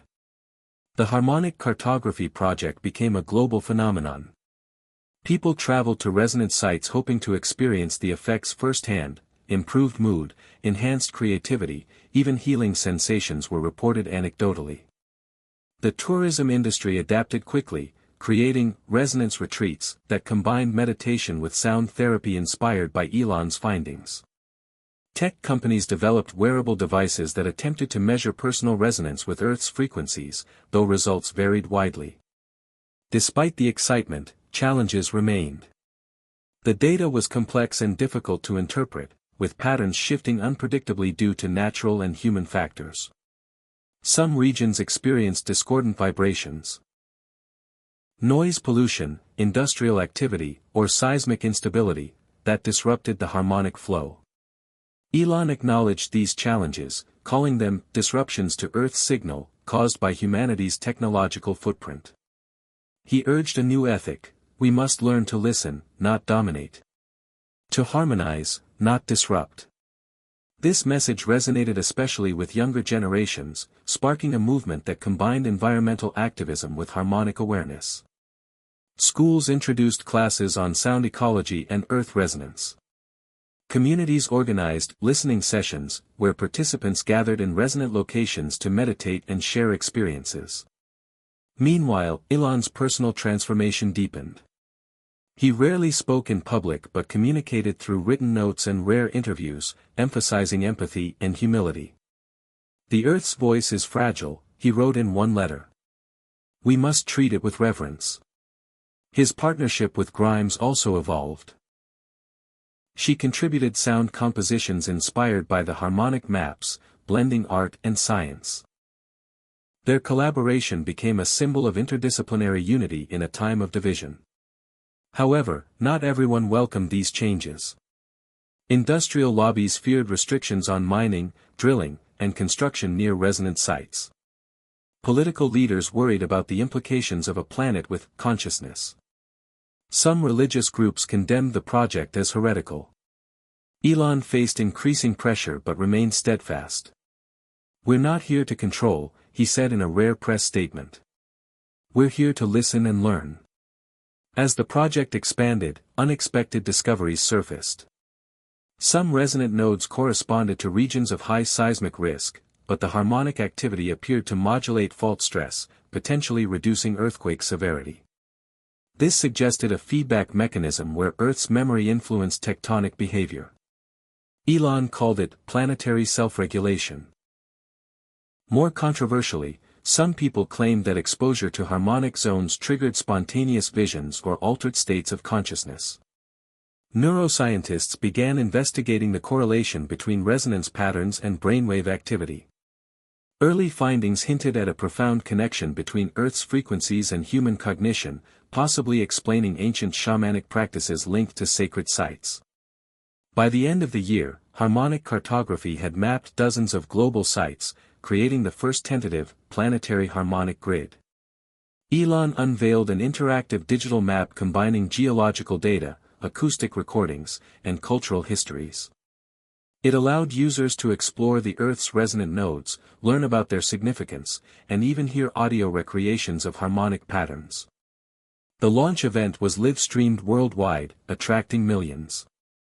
Elon spoke softly but passionately: "We stand at a crossroads. We can continue as before, blind to the subtle language beneath our feet, or we can open our ears and hearts to the Earth's song."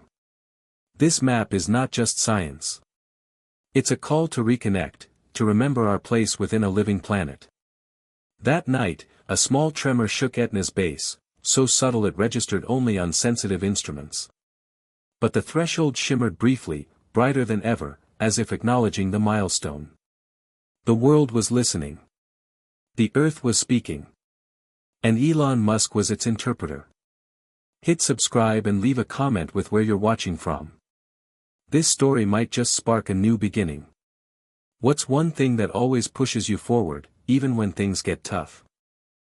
The Earth's song had begun to ripple outward, and the effects were no longer confined to scientists' instruments or remote mountain peaks.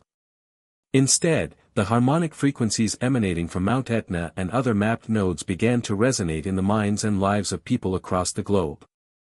The phenomenon became known as the echoes, subtle but profound reverberations in human consciousness that felt like a collective awakening. At first, the echoes were easy to dismiss. People reported strange sensations, sudden chills, feelings of déjà vu, dreams vivid beyond memory, a sense of being connected to something larger but unseen.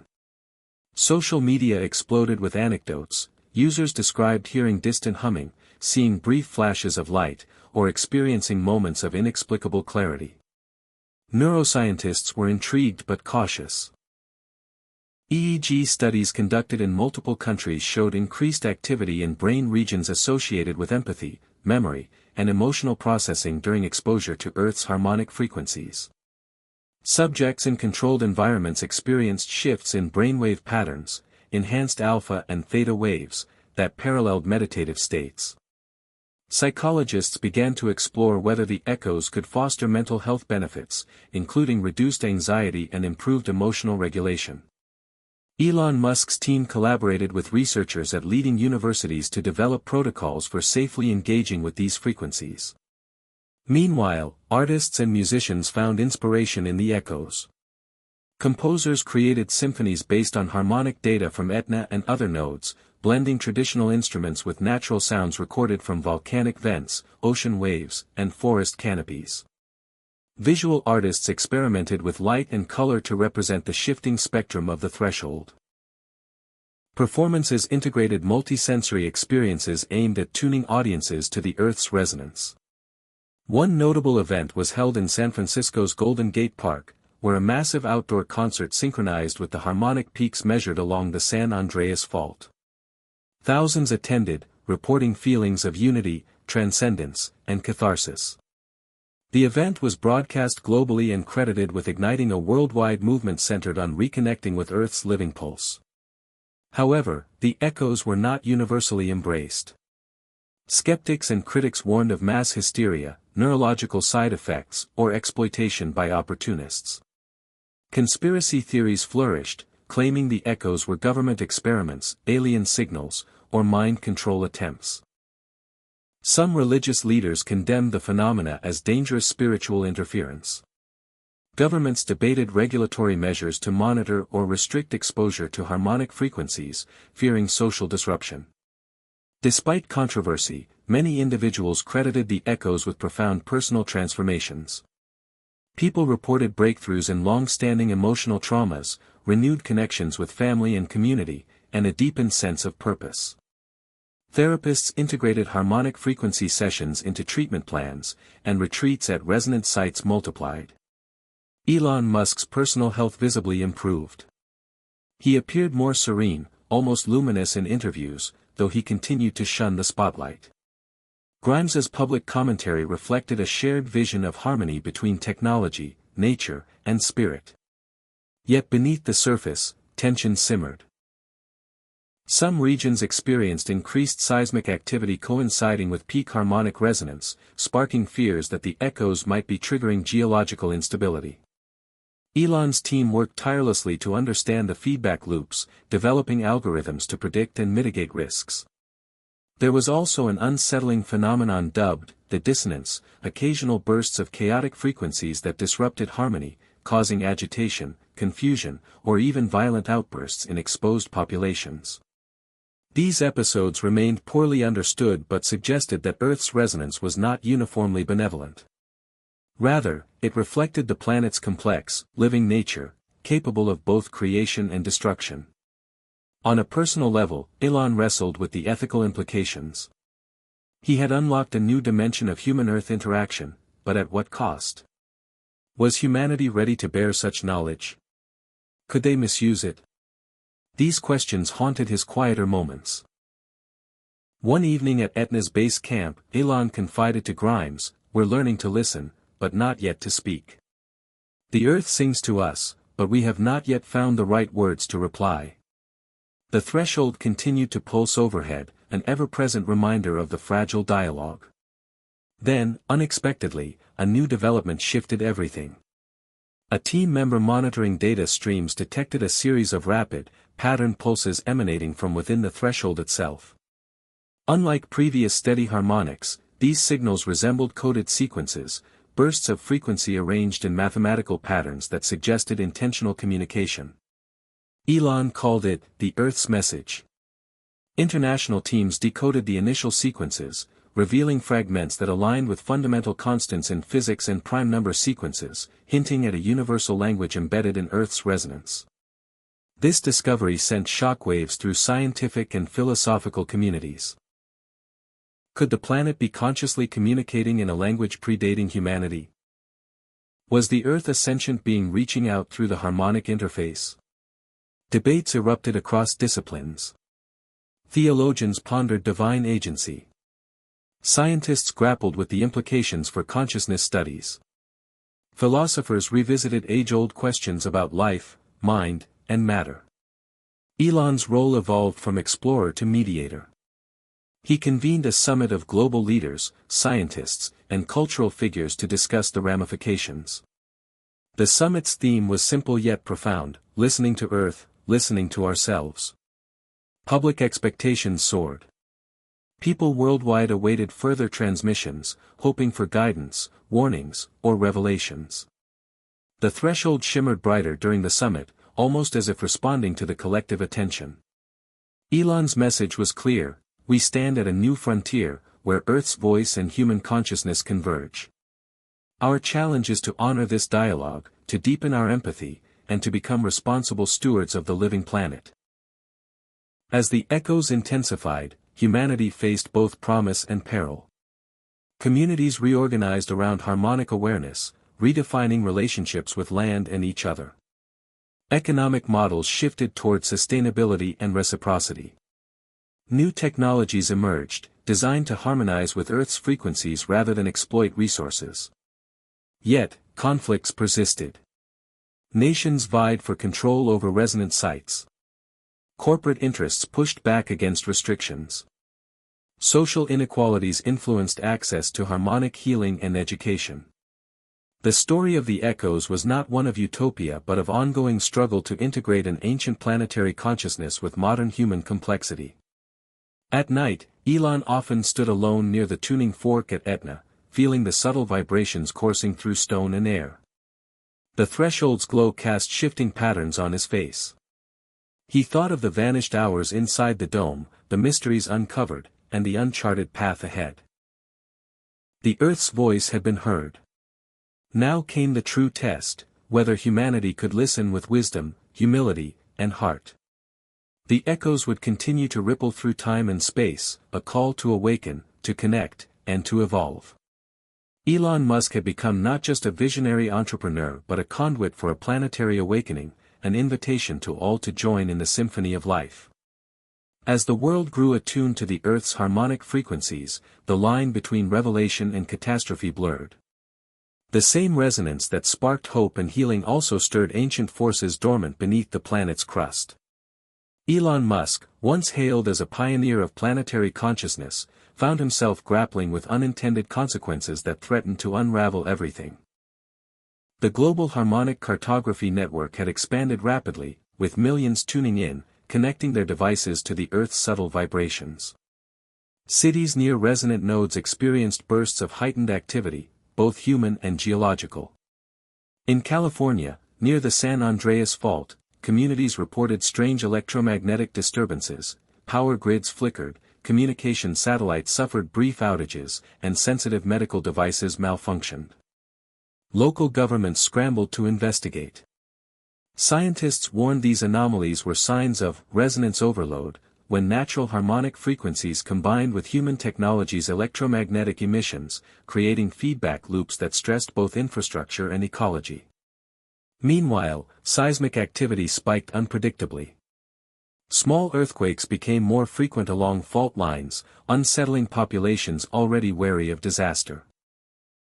In Japan, the region around Mount Fuji experienced unusual tremors coinciding with heightened harmonic peaks measured by Elon's instruments. Panic rippled through social media as conspiracy theories spread. Was the Earth striking back against humanity's interference? Elon convened emergency briefings with his top geologists and engineers. They studied correlations between harmonic intensity and seismic events, desperately searching for patterns that could predict or prevent calamities.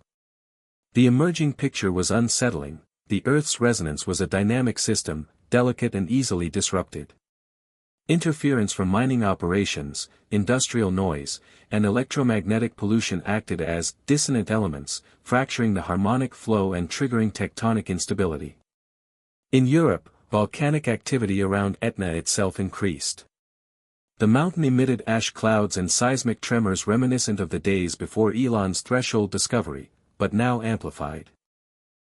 Residents in nearby towns were evacuated as emergency alerts blared across networks.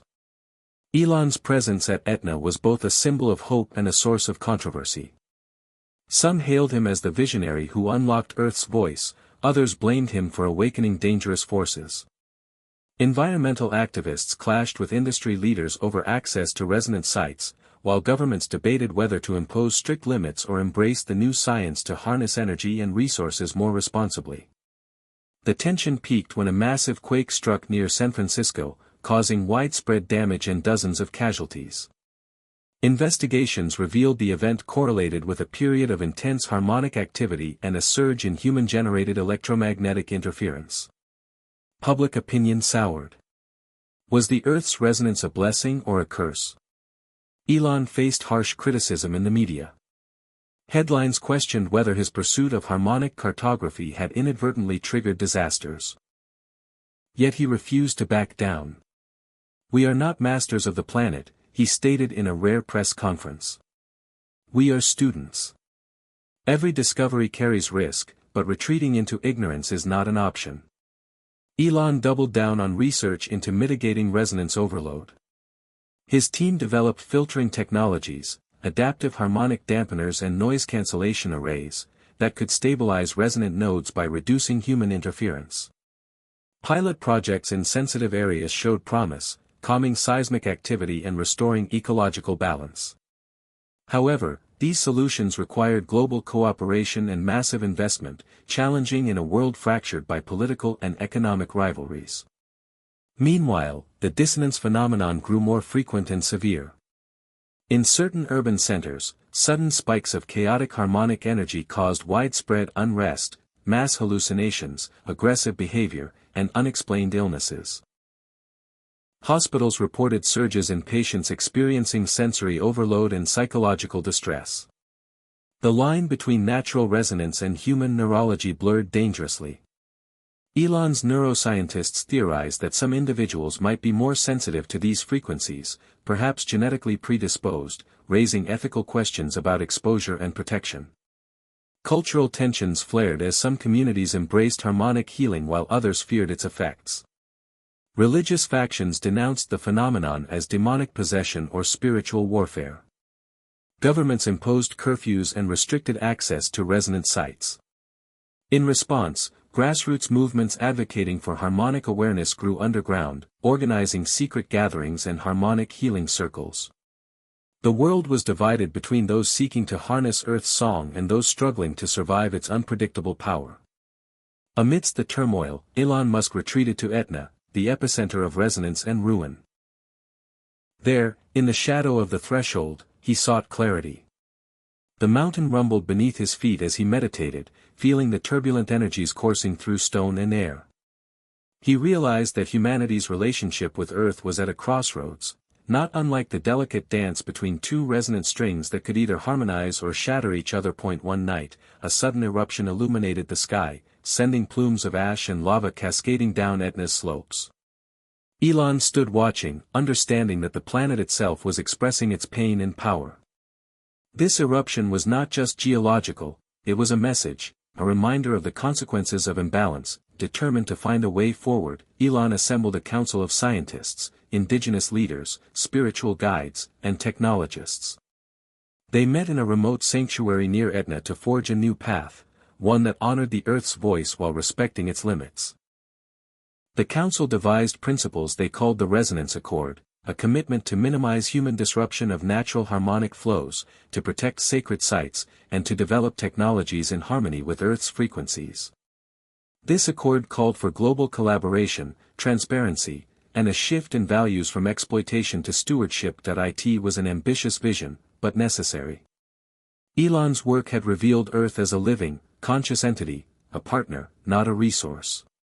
To survive and thrive, humanity needed to listen deeply, act humbly, and co-create balance. The Resonance Accord gained traction in some circles but faced fierce resistance elsewhere.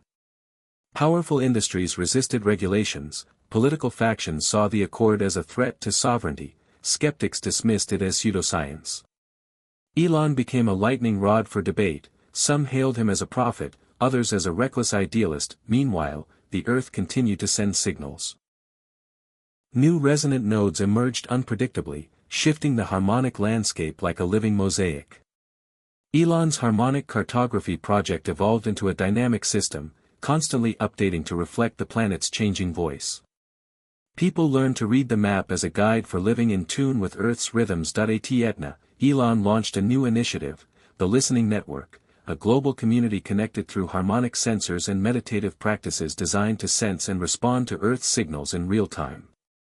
Participants reported moments of profound insight and empathy, feeling part of a vast living system. This network became a beacon of hope amid chaos, a reminder that despite the dangers, resonance also offered healing and unity. Yet, Elon knew the journey was far from over. The Earth's voice was powerful but fragile, and humanity's role remained uncertain.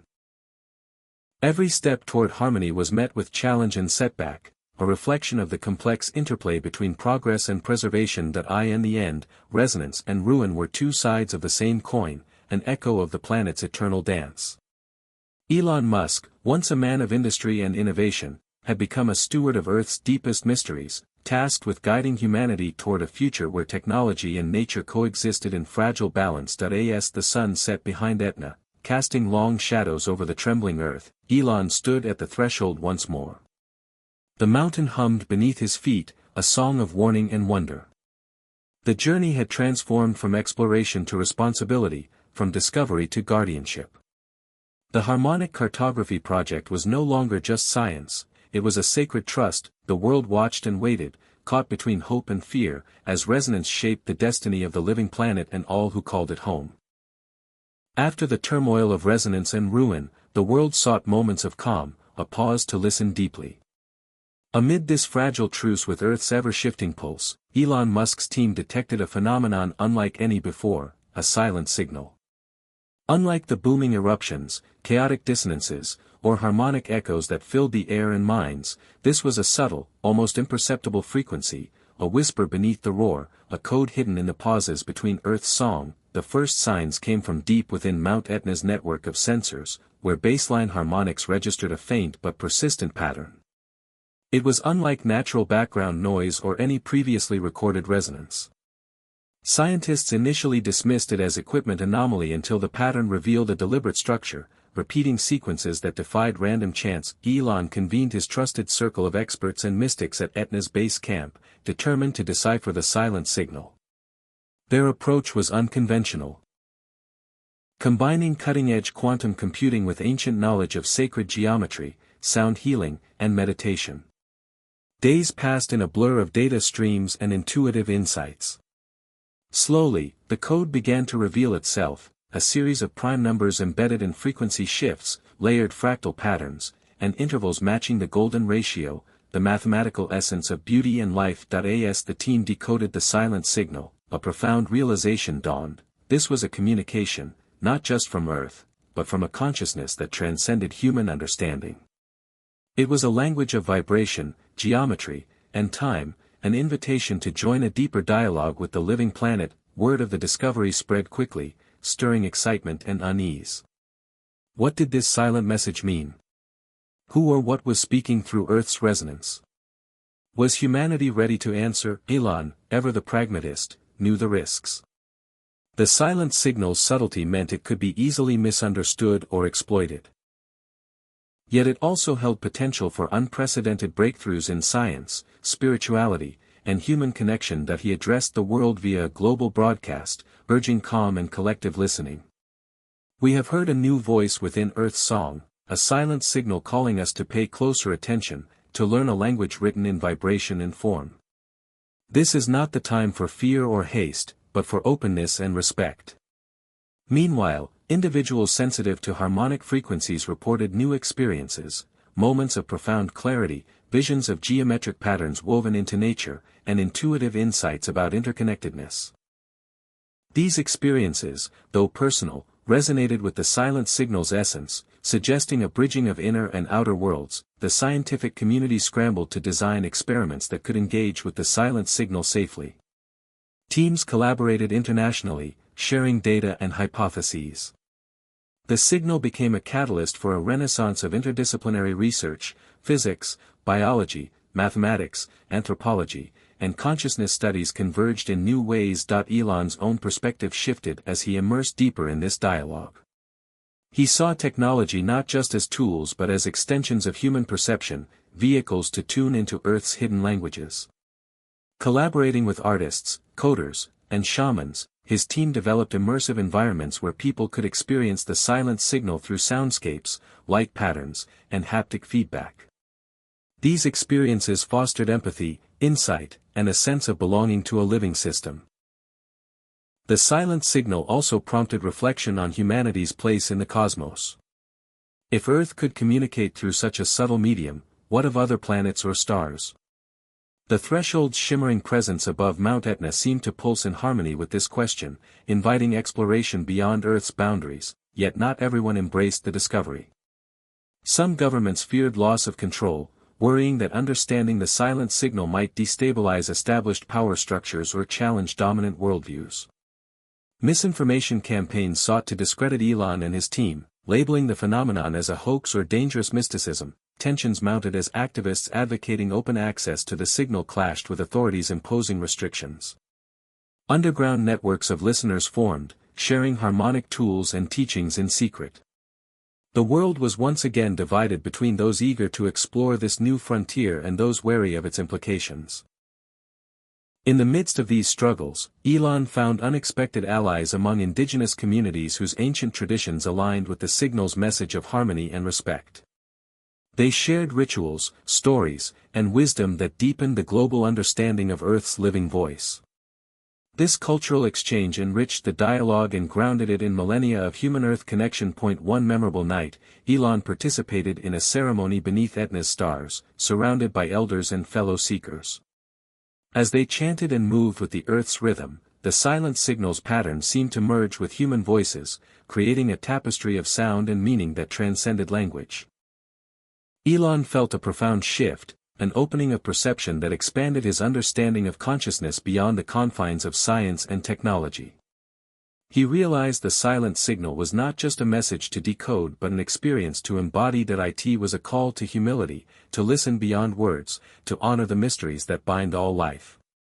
This revelation marked a turning point in the story, an invitation to move from observer to participant, from conqueror to caretaker. As the chapter closed, the world stood at a threshold again. The silent signal whispered promises of unity and awakening, but also warnings of imbalance and hubris. Elon Musk, forever changed by his journey into Earth's heart, prepared to lead humanity into this new era, not with certainty, but with curiosity, courage, and reverence. The Earth's song continued, now richer and more complex than ever, a living symphony inviting all to find their place in its eternal melody. The silent signal had opened a new dimension of understanding, but beneath the surface of global fascination, tensions began to fracture like broken glass. The world's relationship with Earth's resonance was no longer a simple melody but a complex, sometimes discordant symphony. Elon Musk's vision of harmony clashed with real-world complexities that tested the limits of cooperation and humanity's readiness to embrace the unknown. Across continents, the resonance network revealed new anomalies. Some nodes exhibited unexpected shifts, frequencies warping unpredictably, creating zones of dissonance where sensors failed and human sensitivity led to physical and emotional distress. Scientists named this phenomenon fractured frequencies, a disruption not only in Earth's harmonic field but in the collective psyche. Communities living near affected zones reported strange symptoms, headaches, anxiety, memory lapses, and, in some cases, hallucinations. Local economies suffered as tourism declined and uncertainty grew. Governments scrambled to issue warnings and mobilize response teams, but the fractured nature of the problem defied easy solutions. Industry and military interests complicated matters further. Some factions saw opportunity in harnessing fractured frequencies as weapons or control mechanisms. Reports surfaced of experiments aimed at manipulating harmonic fields to disrupt communications or induce psychological effects. These developments fueled global unease and intensified geopolitical rivalries. Elon found himself at a crossroads. The technology and knowledge he helped bring into the world had unintended consequences that threatened social cohesion and environmental stability. At Etna, the epicenter of resonance exploration, he convened an emergency summit of scientists, diplomats, spiritual leaders, and ethicists to address the crisis. The goal was to find a path toward healing fractured frequencies and restoring balance, but consensus was elusive. Arguments erupted over responsibility, resource allocation, and ethical boundaries. Some urged caution and reduction of human interference, others advocated for aggressive intervention to stabilize resonance. While the summit struggled, grassroots movements gained momentum. Communities affected by fractured frequencies formed mutual aid networks, combining traditional healing practices with emerging harmonic therapies. Stories of resilience and transformation emerged alongside accounts of suffering and loss. These dual realities underscored the complexity of the resonance phenomenon and humanity's varied responses. Elon himself faced personal challenges. The stress of leadership and the weight of global expectations took a toll on his health and relationships. Grimes, his partner, expressed concerns about his well-being, urging him to find moments of stillness amid the chaos. Elon, however, remained driven by a sense of urgency and responsibility. He immersed himself in data and fieldwork, seeking clues in the mountain's tremors and the threshold's shifting glow. One breakthrough came when a team of quantum physicists discovered that fractured frequencies exhibited quantum entanglement properties, connections between resonant zones that transcended classical space and time.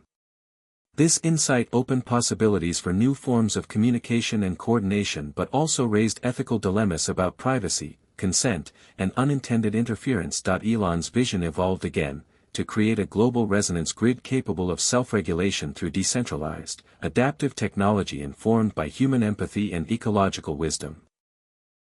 The challenge was immense: to design a system that honored Earth's complexity while protecting vulnerable communities and preventing exploitation. The Resonance Accord was revisited and expanded, incorporating protocols for transparency, equity, and precaution.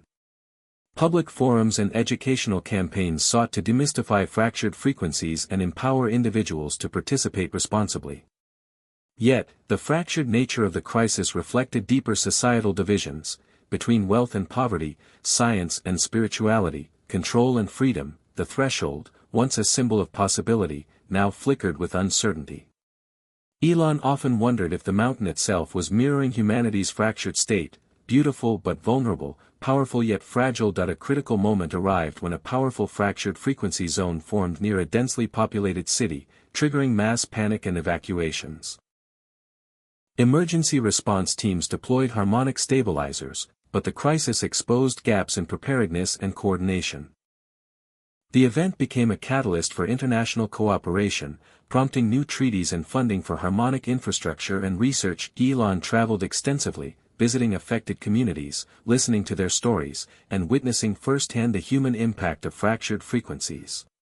These experiences deepened his resolve to bridge science and soul, technology, and tradition. He fostered partnerships with indigenous elders who taught him about earth-based knowledge systems that had maintained harmony for centuries.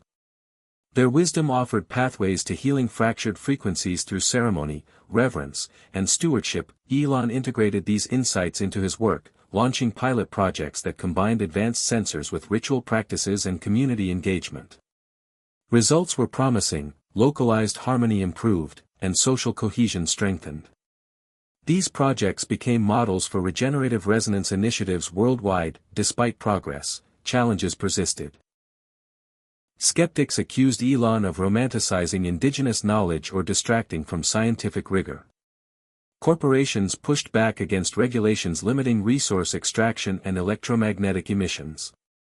Political unrest in some regions disrupted collaboration and access to resonant sites. The fractured frequencies crisis became a mirror reflecting humanity's fractured relationships, with each other, with technology, and with the Earth. It revealed vulnerabilities but also resilience, despair but also hope. Elon Musk's journey evolved from innovation to stewardship, from discovery to reconciliation. As Chapter 13 closed, Elon stood once more at Etna's base, the threshold's light casting kaleidoscopic patterns on his face. The mountain hummed, a complex, layered soundscape of harmony and dissonance. Elon understood that the path ahead would require not just technology, but courage, humility, and collective will to heal the fractures and compose a new symphony of life. The fractured frequencies were both a warning and a call, a challenge to transform chaos into coherence and isolation into unity. Beneath the shifting patterns of resonance and fractured frequencies lay another mystery: echoes beneath the surface, whispers from deep within the Earth's crust that defied explanation. As Elon Musk and his team delved further into the heart of Mount Etna, their sensors began to pick up faint, irregular signals originating from kilometers below the volcano's magma chambers. These echoes were unlike the harmonic pulses or silent signals they had encountered before. They were raw, primal vibrations, ancient messages encoded in seismic waves, rhythmic yet elusive. Intrigued and cautious, Elon commissioned a multidisciplinary expedition to investigate the source of these subterranean echoes. Geologists, seismologists, acousticians, and spiritual guides descended into the volcano's complex network of caves and lava tubes. The journey was treacherous, narrow passages filled with toxic gases, unstable rock formations, and scorching heat tested their resolve and equipment, yet, as they ventured deeper, the echoes grew clearer, intertwining with the natural sounds of flowing magma and shifting stone. The team theorized that these echoes were a form of geological memory, resonant imprints left by volcanic eruptions, tectonic shifts, and even ancient life forms embedded in the Earth's matrix. These vibrations carried information about the planet's history, its cycles of creation and destruction, encoded in the very fabric of the crust. Elon, fascinated by the possibility of accessing this geological archive, envisioned technologies that could translate the echoes into data, an Earth library revealing secrets of planetary evolution, climate patterns, and even the origins of life. The implications were staggering. If decoded, the echoes could provide insights to predict volcanic activity, mitigate natural disasters, and guide sustainable stewardship of the planet. As the team deployed sensitive instruments deeper into the caverns, they encountered unexpected phenomena. Some members reported sensations of profound connection and timelessness, as if the echoes carried not only information but a presence, a consciousness or spirit inhabiting the depths. These experiences blurred the line between science and spirituality, challenging the expedition's assumptions and methods. Days turned into weeks as the team pieced together fragments of the echo patterns. They discovered complex rhythms corresponding to geological epochs, overlaid with harmonic motifs reminiscent of biological signals. It was as if Earth's history was a layered symphony, with the echoes beneath the surface forming the foundational bassline of the planet's song. Elon grew increasingly obsessed with decoding the echoes, spending long hours in the subterranean lab surrounded by glowing monitors and cascading waveforms. He felt the weight of responsibility, not only to understand the echoes but to honor their origin and meaning. The risk of misinterpretation or exploitation loomed large. Parallel to the scientific efforts, a small group of indigenous elders joined the expedition, sharing stories of ancestral journeys into the underworld, sacred passages through the Earth's layers symbolizing rebirth, transformation, and communion with the planet's spirit. Their rituals and chants seemed to resonate with the echoes, creating a feedback loop that amplified the vibrations and deepened the team's experiences. These moments of cultural exchange transformed the expedition from a technical mission into a pilgrimage, blending data collection with reverence and ceremony. Elon realized that true understanding required humility and openness to multiple ways of knowing. Yet, the echoes also carried warnings. Seismic readings indicated that beneath the calm, pressures were building in Etna's magma chambers. The subterranean symphony was shifting toward discord, signaling a potential eruption of unprecedented scale. Elon faced a moral dilemma: share the data to warn authorities and risk panic, or withhold information until more was understood, risking catastrophe. He chose transparency, broadcasting alerts and collaborating with emergency response teams. Preparations for evacuation began in nearby communities. The tension was palpable. Scientists worked around the clock, analyzing the echoes for clues to the eruption's timing and intensity. Indigenous guides performed ceremonies to honor the mountain and seek harmony. Elon navigated political pressures, media scrutiny, and personal doubts, balancing science, spirituality, and leadership. The eruption came suddenly one evening, shaking the ground with thunderous force. Lava and ash spewed skyward, painting the night with fiery streams. Yet, thanks to early warnings and coordinated efforts, casualties were minimized. The eruption reshaped Etna's landscape, opening new fissures and altering resonant pathways. Elon stood on a ridge overlooking the glowing crater, reflecting on the echoes beneath the surface, ancient voices that had spoken through stone and fire. The event underscored the fragile balance between human ambition and Earth's power. It was a reminder that the planet was a living system, dynamic and unpredictable. Elon's team continued to study the aftermath, discovering that the eruption reset some resonant fields, calming fractured frequencies while opening new channels of communication. The echoes beneath the surface had spoken, telling a story of destruction and renewal, warning and hope. As Chapter 14 closed, Elon felt a deepening respect for Earth's complexity and mystery. The echoes beneath the surface were a call to listen not only with instruments but with heart and spirit. The journey into the mountain's depths was far from over. It was an invitation to walk humbly alongside a planet that held its secrets in vibration and silence. The threshold, that mysterious shimmering gateway hovering above Mount Etna, had long been a symbol of possibility and unknown realms.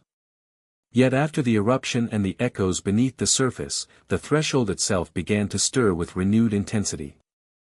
Elon Musk, drawn once again to its magnetic pull, sensed that the mountain's heart was awakening in ways even deeper and more profound than before. The light shifted colors, pulsating in rhythms no sensor had ever recorded, as if the threshold were alive and attempting communication.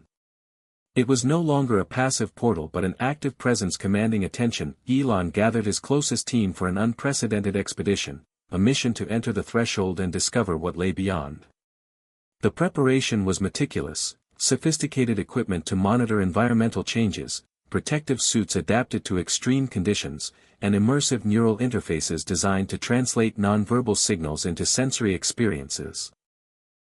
The world watched as Elon prepared to cross into the unknown, a mixture of hope, skepticism, and awe rippling through global audiences. As the team approached the threshold, its shimmering surface rippled like liquid glass, warping light and space. Crossing it felt like stepping into a dream, a transition from physical reality into an altered dimension. Inside, the laws of physics seemed fluid, colors shifted hues with emotional undertones, sounds took on shapes, and time stretched and folded. Elon felt his senses expand and contract, caught between worlds. The threshold revealed itself as a multidimensional nexus, a bridge between Earth's material realm and deeper layers of consciousness and cosmic connectivity. Elon's team encountered visions and phenomena that defied rational explanation, landscapes that folded onto themselves, beings of light that communicated through vibration, and memories not their own flooding their minds. These experiences were intense and disorienting but also filled with profound insight. The threshold seemed to be a place of transformation, where inner and outer realities merged in a dance of creation and destruction. The expedition's neural interfaces allowed the team to map brainwave patterns correlating with these visions, revealing a resonance between human consciousness and the threshold's energies. This resonance suggested that the threshold was not just a physical gateway but a mirror reflecting collective human evolution, an invitation to expand awareness and embrace new modes of being. Elon felt himself changing, shedding old fears and embracing a sense of interconnectedness that transcended his identity as a technologist and entrepreneur. The threshold was awakening something within him, and perhaps within all who dared to enter. Yet, this awakening was not without cost. Some team members struggled with the intensity, experiencing psychological strain or losing touch with their ordinary selves. The expedition had to balance exploration with care, pushing boundaries while respecting limits. As they ventured deeper, the threshold revealed its secret, a convergence point of Earth's resonance with cosmic frequencies, a celestial alignment encoded in vibration and light. This convergence hinted at a larger cosmic cycle unfolding, one that connected Mount Etna to universal rhythms and consciousness beyond Earth. Elon realized that the threshold was a key to understanding humanity's place in the cosmos, not through domination or exploitation but through participation and harmony. The mountain's awakening mirrored a call for humanity to awaken, to embrace responsibility as caretakers of Earth and explorers of consciousness. The return from the threshold was both a relief and a revelation. The team emerged transformed, carrying new knowledge and expanded perception. Elon shared their experiences openly, encouraging others to approach the threshold with reverence and openness. He launched initiatives to create safe, guided journeys into resonance and consciousness expansion, blending science, technology, and spirituality. the Threshold's awakening sparked a global movement. Artists, scientists, philosophers, and activists joined forces to explore its implications, fostering collaboration across disciplines and cultures. The mountain became a symbol of unity and transformation, inspiring new narratives about human potential and planetary stewardship, yet the threshold also posed questions and challenges. How could humanity integrate these expanded realities into everyday life? How to ensure accessibility without commodification? How to navigate the risks of psychological overwhelm or exploitation? Elon and his team remained committed to ethical frameworks and community involvement, recognizing that the threshold's gift required wisdom and care. As Chapter 15 closed, the threshold pulsed with vibrant energy above Mount Etna, a living beacon calling humanity forward. Elon Musk, once vanished and reappeared inside the mountain, now stood as a guide and guardian of this new frontier. The threshold awakened not just a portal but a possibility, a chance for humanity to step into a broader, deeper story woven in light, sound, and consciousness. The journey had only just begun. The threshold's radiant glow had become a beacon of hope and transformation, yet beneath its light lurked shadows, unseen forces and unresolved tensions threatening to undermine everything Elon Musk and his team had built. As the global fascination with the threshold deepened, so did the complexities of power, ambition, and fear that accompanied this newfound frontier. The mountain's awakening was not without its costs, and the shadows in the glow began to take shape in ways both subtle and profound. Elon found himself confronting the darker side of human nature reflected in the reactions to the threshold. Governments jockeyed for influence, private corporations sought to commercialize its mysteries, and fringe groups propagated conspiracy theories that fueled paranoia and division. Media sensationalism amplified misunderstandings, framing the threshold as a threat rather than an opportunity. Elon's message of harmony struggled against waves of skepticism and fear amidst a world grappling with uncertainty and change. Within his own team, fractures began to emerge.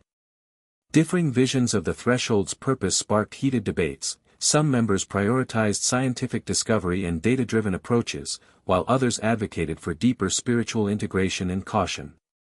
Tensions threatened collaboration, revealing the challenge of uniting diverse perspectives under a common mission. Elon himself wrestled with inner shadows, doubts about his leadership, the weight of expectations, and unresolved fears stemming from his disappearance and reappearance inside Etna. He faced moments of isolation despite the world's gaze, questioning whether humanity was ready for the threshold or if its powers might overwhelm them. The mountain's glow was both illuminating and blinding, revealing truths that demanded courage to face.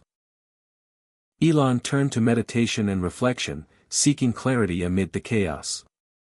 He recalled the lessons of the indigenous elders, who spoke of shadows as integral parts of the whole, neither enemies nor foes but aspects requiring acknowledgement and integration. Inspired, Elon initiated dialogues within his team focused on shadow work, embracing vulnerability, confronting fears, and fostering empathy. This internal transformation mirrored external realities.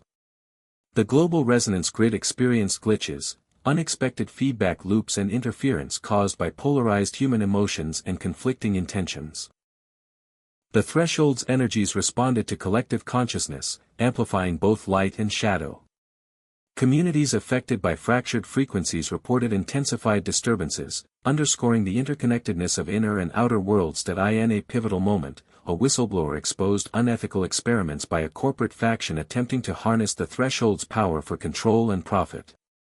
The revelation sparked outrage and legal action, highlighting the risks of exploitation and the urgent need for governance and transparency. Elon took a firm stance, collaborating with international bodies to establish ethical guidelines and oversight mechanisms. He advocated for inclusive participation, ensuring that voices from marginalized communities and indigenous peoples shaped the future of threshold exploration. The shadows in the glow became a catalyst for deeper conversations about responsibility, equity, and humility. Public forums, art installations, and educational programs engaged diverse audiences in exploring the complexities of transformation. The movement expanded beyond technology into culture and consciousness. Elon's personal journey continued as well. He confronted his own shadows, past traumas, fears of failure, and the loneliness of vision. Through vulnerability and connection, he forged deeper bonds with his team and family. Grimes stood by him, offering grounding and love amidst the storm. The threshold remained a powerful symbol, an invitation to face shadows as a path to integration and wholeness.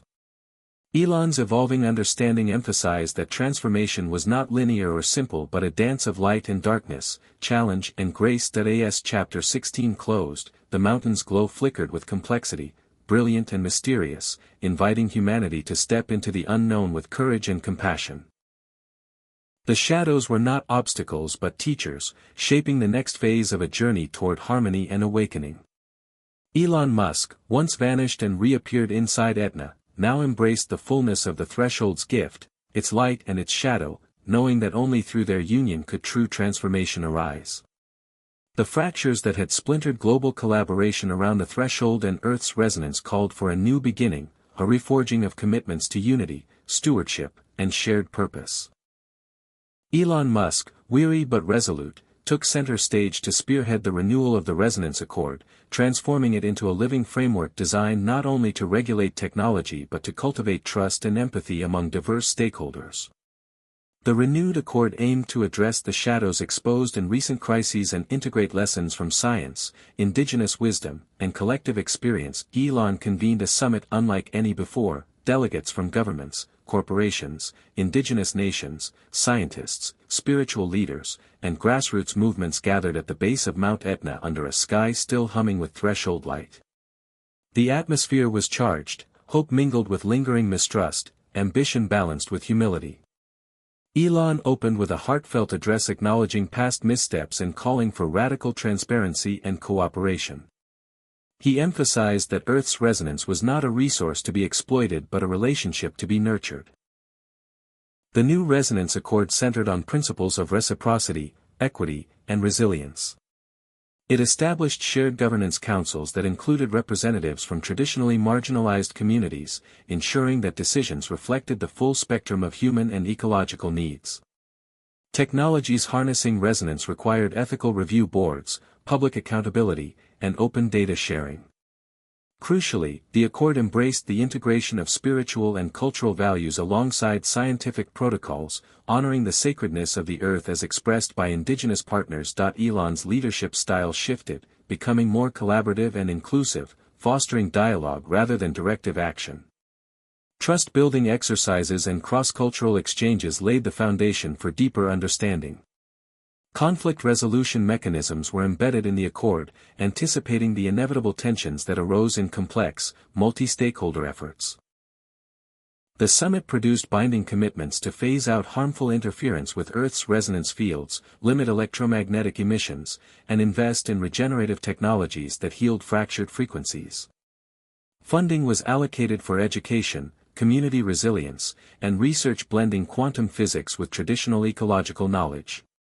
The Resonance Accord became a dynamic covenant, designed to evolve as humanity's relationship with the Earth deepened. Elon's vision expanded beyond Mount Etna. He proposed a global network of resonance sanctuaries, protected sites where Earth's harmonic fields were preserved and studied, and where people could reconnect with nature through immersive experiences blending technology and ceremony. These sanctuaries would serve as hubs for education, healing, and innovation, bridging ancient wisdom and cutting-edge science. The renewed accord also addressed the ethical challenges posed by emerging technologies discovered within the threshold.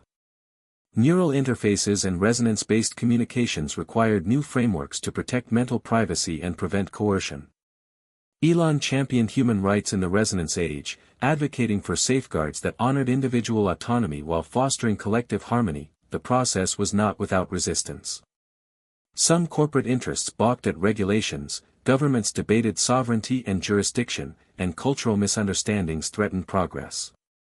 Elon's role as mediator and bridge builder was tested repeatedly, requiring patience, empathy, and unwavering commitment. The Resonance Accord's implementation marked a turning point in humanity's story, one that recognized interdependence and the necessity of living within Earth's rhythms.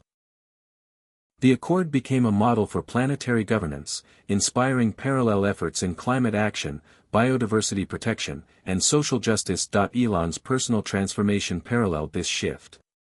He moved from visionary disruptor to grounded steward, finding fulfillment in nurturing relationships and cultivating shared futures. His partnership with Grimes deepened, blending creativity and care. Together, they advocated for a new narrative of technology, one that served life rather than dominated it. As Chapter 17 closed, the Resonance Accord stood reforged, resilient and radiant, a beacon of hope amid uncertainty. The threshold pulsed in the background, its light now a symbol of collective awakening and responsibility. Elon Musk, once vanished and reappeared inside Etna, had become a guardian not just of technology but of humanity's emerging harmony with Earth. The journey toward resonance was far from over, but with the Accord as compass, the path ahead held promise for a future where light and shadow danced in balance, and the planet's song could be heard and honored by all. The veil that had long shrouded Mount Etna's deepest secrets began to lift, revealing layers of reality that transcended ordinary perception. Elon Musk, emboldened by the Resonance Accord's success, sensed that the mountain was ready to disclose truths not just about Earth but about existence itself. The threshold's shimmer grew more vivid, and the echoes beneath the surface aligned in a pattern that suggested a cosmic revelation was imminent. This chapter of the journey would challenge all they knew about time, space, and consciousness. As Elon prepared for a new expedition, the atmosphere around Etna was electric. Scientists, mystics, and the curious gathered in anticipation, their eyes reflecting the mountain's glow. The team re-entered the threshold with advanced neural synchronizers designed to deepen their connection to the mountain's frequencies. Inside, the veil of familiar reality dissolved, replaced by a kaleidoscope of dimensions overlapping and merging. Time unfolded simultaneously in multiple streams, revealing past, present, and possible futures interwoven in a complex tapestry. Elon experienced moments where memories of his childhood blended with visions of civilizations yet to come. All bathed in the mountain's radiant light, they encountered luminous entities, beings of pure energy that communicated not through words but through waves of emotion and resonance. These entities conveyed a message: Earth was a living node in a vast cosmic web, connected to other worlds and consciousnesses across the universe. Mount Etna was a gateway not only to inner Earth but to the galactic network itself, a place where planetary evolution intersected with cosmic destiny. The revelation shifted everything. Elon understood that humanity's challenges were not isolated but part of a larger universal process of awakening and transformation. The threshold was a cosmic antenna, tuning Earth into the frequencies of a multidimensional community. This community offered both wisdom and warnings, about harmony, balance, and the dangers of imbalance and hubris. The veil lifting exposed the fragility of Earth's resonance fields and the urgency of protecting the planet's integrity. It was a call to action as much as a revelation, a mandate for stewardship that extended beyond human concerns to encompass the entire biosphere and its place in the cosmos. Elon shared these experiences openly, encouraging global dialogue about humanity's role in this cosmic network. Skepticism met awe, but the growing body of empirical data and collective witness made denial increasingly untenable. The veil lifting catalyzed new paradigms in science, spirituality, and philosophy, inviting integration rather than division. As the team exited the threshold, changed in body and mind, they brought back data streams of extraordinary complexity, harmonic maps, multidimensional waveforms, and resonance codes that defied linear analysis. Elon commissioned interdisciplinary teams to decode these signals, blending quantum computing, linguistic anthropology, and ancient wisdom traditions. The veil lifting also revealed hidden dangers.